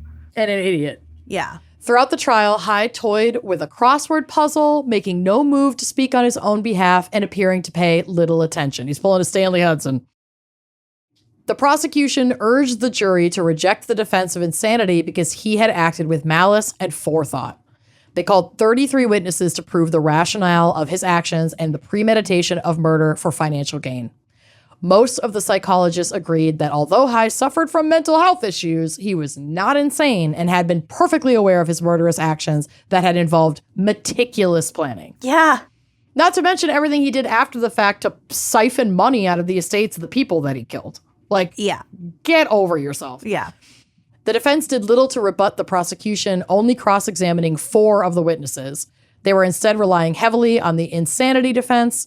The defense wanted to show Haigh's aberrant behavior. He tried to show that Haigh was in a good mood at a restaurant following the murder, because now they have all this. Because now the girlfriend, now ex-girlfriend, is like, I'll tell you everything. Mm-hmm. Oh my God, this guy's a fucking creep. He entered Haigh's confessions into evidence, and he questioned Inspector Mann about the penknife in Haigh's car with the implication that it had been used to take blood from Mrs. Durand Deacon, which, like, if we're assuming that that was true, then you would have had to think ahead to make sure you had the materials to cut her throat and drink her blood. Like, all of this is premeditated. Yeah. The defense called only one witness to attest to Haigh's mental state, some psychiatric professional who opined that he had developed a paranoid personality to escape his parents' suffocating upbringing, and as a result, Haigh had an acute sense of omnipotence and believed he was above the law. He was in effect an egocentric paranoiac who, although aware that killing people was against the law, still thought that he was part of fulfilling his destiny. This expert witness, Dr. Henry Yellowlees, claimed that Haigh had a paranoid constitution, said, quote, the absolute callous, cheerful, bland, and almost friendly indifference of the accused to the crimes which he freely admits having committed is unique in my experience. Under pressure, Yellowlees admitted that he had not seen Haigh each time he visited the prison. So he just got to meet him to give him this diagnosis. Oh. All in all, he had spent a total of about 2 hours with him, forming his conclusions. Okay. And we already know that Haigh is a charismatic dude. Yeah. He admitted that he had no objective evidence to corroborate anything that Haigh had told him. Since he could not satisfy himself that Haigh's condition prevented him from appreciating right from wrong, his testimony was limited to describing the illness. The jury took only 15 minutes to find him guilty. Oh. The judge asked Haigh if he had anything to say for himself, and Haigh cocked his head and said, nothing at all. He said the words nothing at all? Nothing at all. Wow. With that, he was sentenced to death by hanging. Oh, wow. He wrote letters to his parents and to Barbara, hoping to be reunited in heaven. He told Barbara that he believed in reincarnation and that since his mission wasn't finished yet, he would be back. Ish. Yeah. Ooh. Get out of here. Your little tin mask. Get out of here. It was reported that Haigh in the condemned cell at Wandsworth Prison asked one of his jailers, Jack Morwood, whether it would be possible to have a trial run of his hanging so everything would run smoothly. What the fuck? What does that even look like? The request did not go further, so we don't know. But he was, I know. Oh my God. I can't. He was led to the gallows by Chief Executioner Albert Pierrepoint on August 6th, 1949. He made friends. John Haigh made friends wherever he went. The police liked him. The chaplain who knelt to pray with him in his cell minutes before his execution spoke affectionately about him. Oh my God. His parents still loved him and firmly believed that God would forgive him. Even the judge at his trial, Justice Humphreys Butterfield, must have had a certain curiosity for the man sitting in the dock spending most of the time doing crosswords, because a few years later, Judge Humphreys, in his retirement, decided to become a resident himself in the very same hotel as the late Mr. John Haigh and Olive, his last victim. Oh my God. And in a final gross turn of events that was arranged by John Haigh, he had agreed to model for a death mask being made by Madame Tussauds Waxworks. Shut the fuck up. Nope. If you scroll down in my notes, you'll see his face. This man knows no. Oh, no. I know. I know. Ew. I know. It's so gross. It's so gross. His little sailor stash. Yeah, it's an unfortunate mustache. It was not a good choice, and especially because he was doing all of this literally during World War II. Sir, either go full thing or nothing. You can't. The in-between it's too risky. Yeah. Not the move. And you live in Europe. Yeah. He dude. left his clothes to Madame Tussauds with the stipulation that his waxwork was always kept spotless, with trousers neatly creased, shirt cuffs showing, and hair parted. I hate this man. I know! Oh my God. I literally couldn't fucking believe it. I was like, this is not how this is ending. But alas.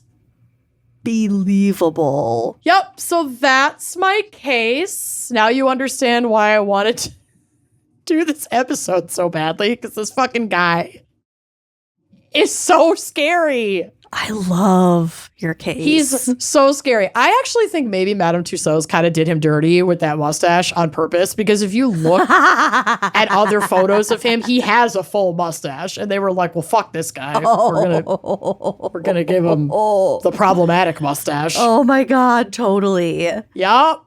So anyway, Jesus. That's my case. Jesus. Yeah.